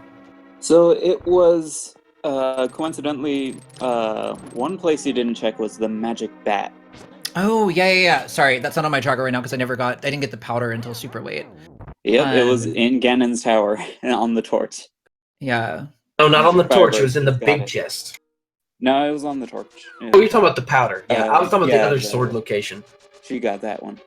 Yep. There was Ganon's Tower, big chest, Ganon's Tower left side, Desert Palace was the first one, and then Bat had sword number 4. Yeah. That's just ugh. Well, I would argue that all 3 swords were in GT then, because powder was in GT. Yep. Although I am now instantaneously regretting my decision to turn in that mushroom. Right. Because that Master Sword sure would have been nice for a whole lot of things. But it's a hard thing to not turn in that mushroom when you get it that early in the situation we were in. Absolutely. Yeah, I mean, because who would have thought? I wouldn't have thought. Yeah. Apparently one person thought. Yeah. Well, this was brutal. But yeah, GG to you guys again. Thanks to you guys for doing this. And I'm assuming some poor soul was also tracking this, and whoever's restreaming this, GG to you too. Congrats on finishing this ordeal, and better luck next time. Yeah, thanks a lot, and thanks for bringing me in. It was always fun. No, I'm glad you had an interview. Like I said, you're the first person we've interviewed. And, yeah. I'm glad I could give you guys something to do. So there you go. Commentating seeds when you have the flu is always fun. Oh, I'm terribly sorry to hear that. I just got over my GDQ plague, so I am sorry. Yeah, at least it was entertaining to watch. Cool. And I feel sorry for the poor souls running this darn thing. Although Duke finding his Master Sword finally God, I bet he's happy to see that. Yeah. And congratulations to him on making it to GT. So, anyway, I think I'm gonna have to head out. But thanks again for inviting me in. And... No, thanks for the interview, Emo, and like I said, congratulations to you for finishing this Samesies. This word we cannot repeat on stream, seed. Yeah. Thank you very much. I appreciate it. And have a good night, guys. Night, Emo. Bye. Now, when Duke finishes, we will interview him, provided he wants to interview. He's making good progress. Interested to see his sword. You mean there are swords besides Fighter Sword in this game? Apparently. Yep. Let's see if he gets that tempered.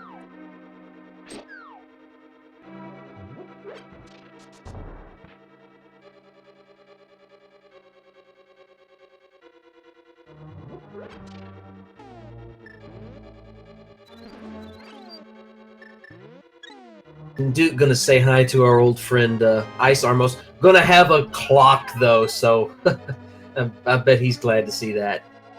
Yep.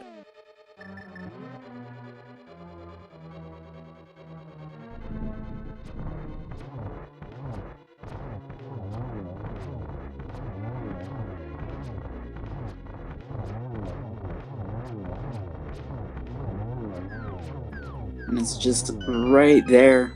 Like right past the big key. Oh yes. Finding another heart container, unfortunately, that's kind of useless.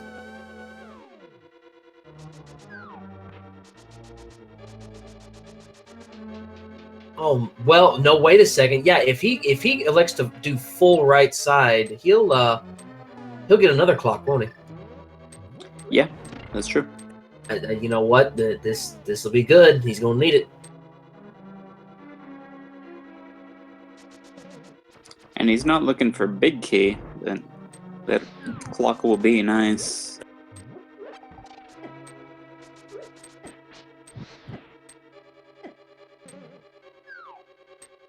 I want to say there was once a seed where Hookshot was in big chest. Cyclone's got a point. We should interview Willard. I don't know if he'll want to interview though. Willard, do you want to interview?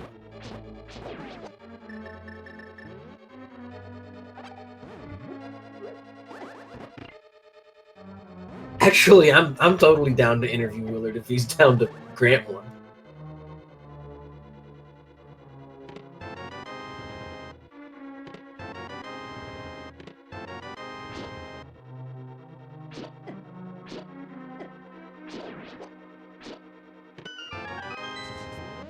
Hey there. It's all your fault. It really... Wait, he really is coming in. Hi, Willard. Yo, what's up? Congratulations. Yeah, third place finish in this seed, too. Wow. What the hell, man? What's with this seed? I don't know. It was... well, for me, it was... my first sword was an hour and 20 minutes in. So that was fun. Oh, God. Was not expecting that. And... I feel like my routing was really nice because I made the Eastern Palace play early, got the Mire, and I was like, all right, cool. Mire to Flippers to Moon Pearl to Hookshot to Cane O'Brien, and I was like, all right, I'm all set for one hit KO. I got my cane, so I'm good to go. And then it was just like, all right, now what? Yeah, because it's like I had the bow, I made the early catfish play, so I had mitts, so all of a sudden it's like, I could do Thieves Town, I could do Palace of Darkness, I could do Swamp Palace. So the question was, which one should I do first? Which one's going to have my sword? Turns out it was none of them. And, you know, what would be the most efficient way to do this whilst still retaining the non-one-hit KO mode? So, so of course, I full cleared all those, and I ended up hitting one-hit KO in Mire. Rate as I killed Vitreous. It was terrifying. Because not only that, but I also went to Vitreous with only 3 hearts, 0 safeties, no magic. So I was like, all right, that seems fair. Well, your safety And, was the time. yeah. Well, the thing is, like, I got kissed by one of the eyeballs, so I was down to 1 heart. So I was having to, like, use pause strats, because you know, all I had were just the bow and arrow. Of course, I had, like, 50 arrows, but still, it's terrifying. And I gotta go back and watch the clip, but I paused right as the big eyeball shot of lightning, and it looked like it was arcing just, like, straight forward. I was saying to the bottom right. And I was like, all right, good, we're fine. I unpaused, and there was just this random stray shot that came out and, like, just barely missed me. It was the scariest thing ever. Oh, man. Ice Palace was pretty fun. By that point, I had a sword. I had, like, 4 bottles. Yeah, because the 4th bottle I got was in ice. So I was like, all right, you know, we'll go in, we'll hit him with bombos, and then we'll just wail on him with fire rod. No big deal. I don't know if there's I know there's a delay, but Duke finding a timer, so that's good. Oh yeah. Let's go, Duke. Wait, yeah, Duke's on Landmos right now. Just got a pretty good cycling on him, so he's going to start the second half of the gauntlet here. Sweet. But yeah, I was like, sweet, I have a fairy in a bottle, so I can just, you know, I don't have to play as careful. And then right before I killed a cold stare, an icicle dropped and then shot diagonally and hit me. And I was like, come on, man, are you kidding me? I was so mad about that. But yeah, I had to do, until I got that fairy in a bottle, I had to do all of Ice Palace in 1 hit KO. Oh god, so that meant no bomb jump, no nothing. Nope. And that was actually where I had my first death. I was in the conveyor belt room, and I was in the animation of activating my Cane O'Brien when it pushed me into the spikes. It was hilarious. Oh man. And then I think the next thing, and then I had to do Mothula in 1 hit KO, and that was terrifying. But I managed to do it on my first try without dying, so... Yeah, poor Duke struggled with that one. Oh, yeah. Rough. It was... I had a bunch of magic, like, bunch of green goo, so I just kept on downing those, hitting it with the fire rod. I did not go for sword strikes or hammer or anything. I just focused on fire rod, and then switching to Burna if things got dicey, so... It actually didn't go too bad. My second death, and I only died twice. The second death was in the right side of G Tower. I went to hit the Gibdo with the fire rod, and it just didn't come out. And he gave me a big old kiss on the forehead, and I died. Oh. And it was sweet, but unfortunate. And yeah, I had a very interesting route because I usually always do stupid route, which is Dark Magician route or whatever. But I went full right all the way to Ice Armos because I got a timer, and I was like, all right, cool. Let's use this timer and go kill the Ice Armos. Got the big key, and I was like, all right, cool. Well, if Big Chest has my sword, then I'm good to go. And then there it was. So that was hilarious. I decided to go ahead and check Stalfos room anyway, just in case I could find the silvers or another sword. I really wish I had gone to Rando room, but whatever. But yeah, I ended up killing Agatu with a triple-double right as 1 hit KO ran out, or started. And then Ganon was terrifying, but, you know, with half magic, cape, two potions still, and whatnot, it was pretty quick. So. Oh, yeah. And Emo, sorry, was saying that Ganon is pretty much the easiest part of the seed. Mm-hmm. Yeah, it's really the gauntlet, and even Agatu, because if he throws a blue ball at you or you just mistime something, it's a little dicey. Well, Duke lucking out here and finishing off Agatu just as 1 hit KO sets in, so now he's on to the quote-unquote easy part of the run. Nice. Yeah, shouts to anyone that kept going, because, you know, after that 2-hour mark, like the 202 when Solski finished, you're like, and you're still like 3 crystals down and in 1 hit KO, you're like, I don't want to do this. Well, as of right now, unless unless we get a couple of late forfeits, I mean, we're looking at just under a half forfeit rate. 9 out of 20, I think, have forfeited so far. That's not bad. It's not bad. It's not bad for one hit KO. I'd have to go back and see what the forfeit rate was for the last timed one hit KO. I'll do it right now.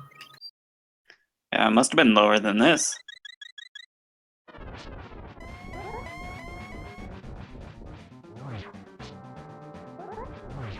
Like I said, I poured a scotch, one for me and one for Duke to watch the rest of this. The last one was...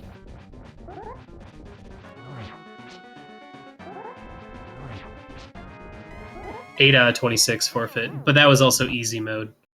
Oh, man. I feel like everyone at some point in this race touched one hit KO. Oh, yeah. No doubt. No doubt. Mathematically would have had to. Yeah.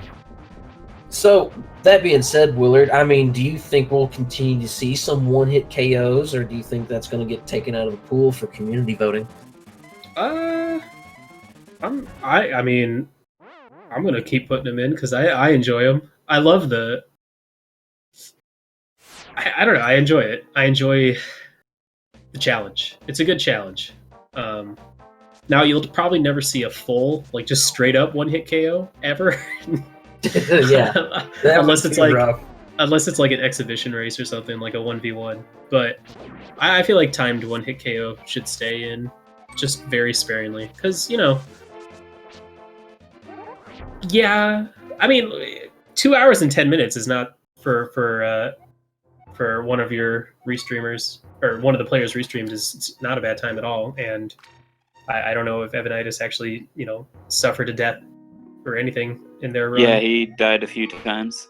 Okay. Yeah, he and Solsky were more or less on pace until Ganon, and then Solsky managed to snipe first place. But we were thinking there for the longest time that Evan was actually going to get the gold medal. Yeah, he took a fall to Ganon, unfortunately. He ran out of magic, and he must not have had a potion because he just walked off of his own free will. Mm. Yeah, I think he had no green or blue pots. That's rough. Ooh, what did the fairy give for your bottle? Red potion? Red. So never mind. Useless. Tastes good. That's about it. Probably doesn't even taste good. If there's anything I'm upset about in this seed, because it was an interesting seed for the most part, and I feel like I routed it pretty well. Overall, I'm just really mad because of all the times I've done the fake powder for Batcave, the one time I don't do it is the time it actually would have mattered.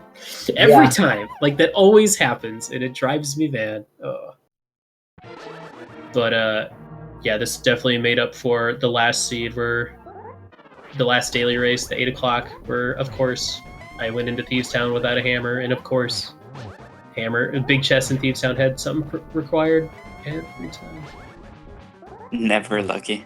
Never lucky, no. But never forfeit. That's my motto for these rando runs. Yeah, as some people say, I'd rather be lucky than good. See, that's why I like timed one-hit KO. Because it's... a lot of times you just gotta be good. Yeah, true. And it does add a new layer of strategy to the randomizer as well, just deciding when you want to go exploring the overworld. Mm-hmm. Well, and on Floating Island and things like that, when you finally get if you know for sure that a clock is in a chest, I mean, it makes you conserve your clocks and use them strategically. So I do agree with that part of it. Yeah. I mean, I'd forgotten. I think there was one in the library. So if I could, Yep. if I was struggling with Ganon or even G Tower, I definitely could have. Actually, no, not really. Because by the time you went and got that and then flew back up to G Tower, you'd only have you'd probably get maybe halfway into the gauntlet before you're back in one-hit KO. Yeah, Evanidus saved up 12 minutes in the overworld for use in Mire specifically. Oh, that's really smart. Yeah, it's something I should try and do next time. But yeah, I can't imagine. I mean, The thing is, with these daily races, with the Key Sanity tournament starting on Monday, there is going to be a drop in the amount of races. I don't know what the set number is, but it's not going to be 3 a day, and so the likelihood of seeing another timed one-hit KO is pretty slim. But maybe like once every couple of weeks. Oh yeah. For those crazy people. Next we gotta do. Well, tomorrow is already standard all dungeons expert. Yeah, we were talking about that. That's going to be another interesting seed to watch. Yeah. I'll make sure to make that one. Oh, yes! Duke finishes getting Ganon. Oh my god, let's get that boy in here for an interview. GG's. Well, I'll let you guys interview him. I mean, Thanks feel for free having to me. hang out. I mean, you're kind of the boss here, so. But we definitely want to get him in because, boy, that boy has earned an interview. I want to hear this. DFB. Duke, dude, I salute you for finishing this thing. I mean, my God, dude, congratulations. Top 10. Wow. Yeah. Thanks. That was a thing. Oh, it was a thing. How you feeling? Well, accomplished. Oh hell, finishing this thing? That's no small accomplishment, man. This thing was mean. Oh yeah, seeing the number of forfeits, yeah, no joke. Yeah, this seed didn't care squat about your feelings. I mean, it was just oof. Nope. Yeah, at least you should have seen it every time I grabbed the. You should have seen it every time I grabbed the clock. I was so happy. I was like, yes. Oh, I bet. Yeah, everyone we featured died several times. Doesn't surprise me. That was a thing that was going to happen for sure. And yes, Ashiri, with Duke finishing, we are at least 50% complete. We have one more runner out there lurking in the bush, but yeah, we at least have half the field completed, which is good. I do like what you did for Skull Woods, opting to venture out into the overworld to check more locations for kind of like solving a way to beat Mothula. Honestly, I was hunting for a sword. Yeah, unfortunately. Do you have any guesses as to where those swords were? I'm trying to think. I never checked the ether tablet, but I never had a master sword at the time, so. And I checked Bombos. Nope. And it's not there. I cleared every dungeon, so it's an overworld location. That's what's really bugging me. Well, you're half right. Oh, don't tell me. Don't tell me I had to go up the castle. I had to go up the castle? No, guess again. Oh, it wasn't Aga. Okay, I was thinking Aga. Okay. No. No. I know I did the I know I went and did escape. Where did I miss? Oh Oh my god. Batman! But there was one more. Let me guess. There was one more. The people did the mushroom glitch. Actually, one person did. I think one person. What? And it wasn't even a featured person. Yeah. Interesting. But there's still one more sword that was lurking out there, and I don't think you'll ever guess where it was. Give me a sec. Yeah, so the ether tablet was not the other sword. Okay. Yeah. Think. I checked the floating island. Hylia had the hook shot. Checked Hobo. Did Waterfall. Did Zora. Nobody ever. Oh, you're kidding me! Oh, you're kidding me! Go on. There's one. There is one chest remaining in the game. Really? Yeah. Really? Yeah. Yeah. Really? Say it. Thanks, Go ahead. Ganon. What is it? Thanks, Ganon. I hate you now. I was just now thinking that was the last location. Yep, that would Which one are be you the thinking big of? chest.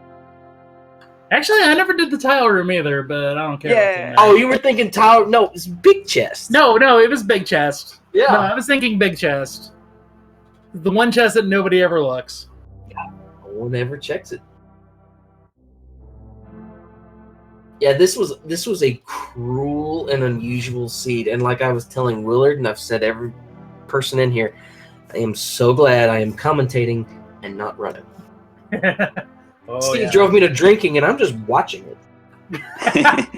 Yeah. Hold on. If you guys are watching my stream, I got something here. This will probably be good.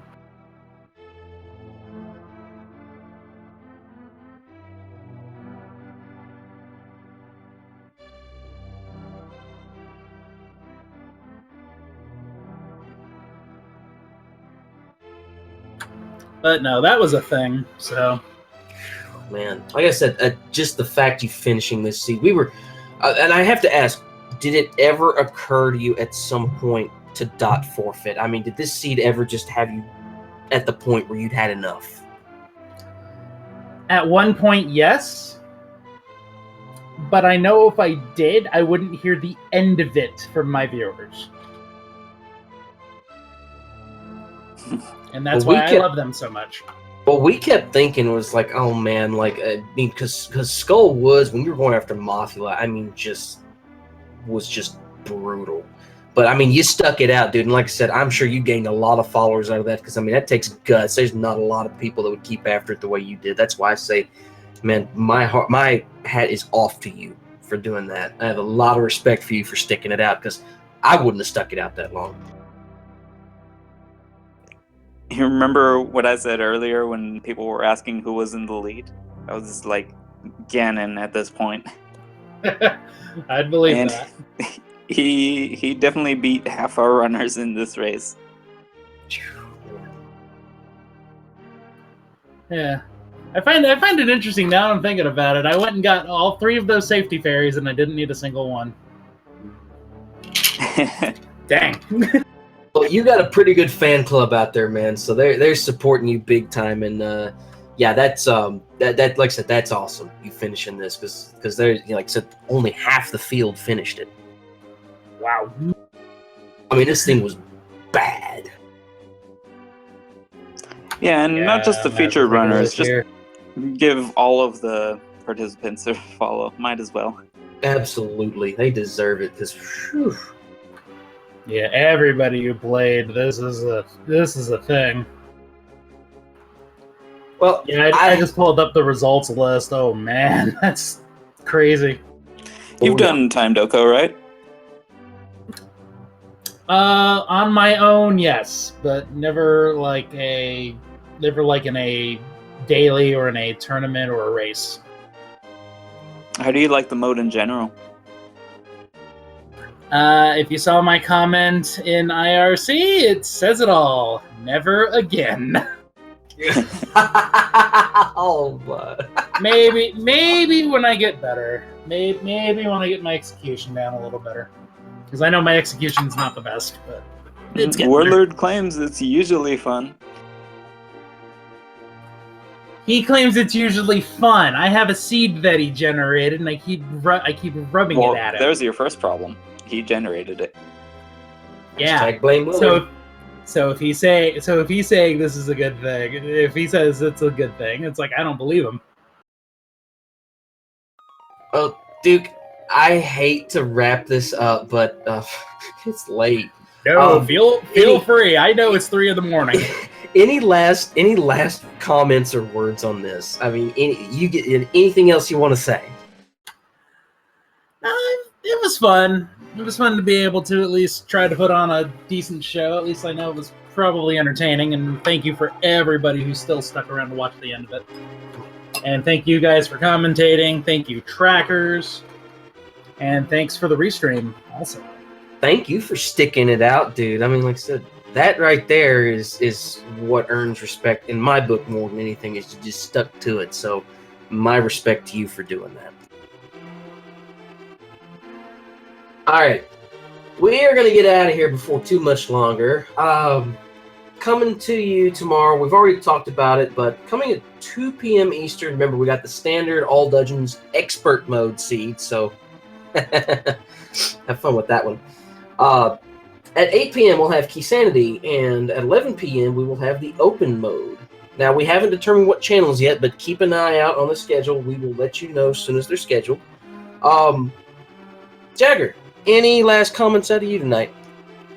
Yeah, I'm inclined to agree with Willard. Normally, it looks like a pretty interesting mode, a more difficult mode, but interesting, let's say, strategy-wise, and just like take some of the strategies from some of these runners and employ them in your own game, and just have fun. Oh, yes. All right, kids. Well, we are out of here. Alongside my good friend Jagger G, this has been Jaxus. We will see you all down the road. Y'all take care. Everybody have a good night. Good night, y'all. You guys have a good night.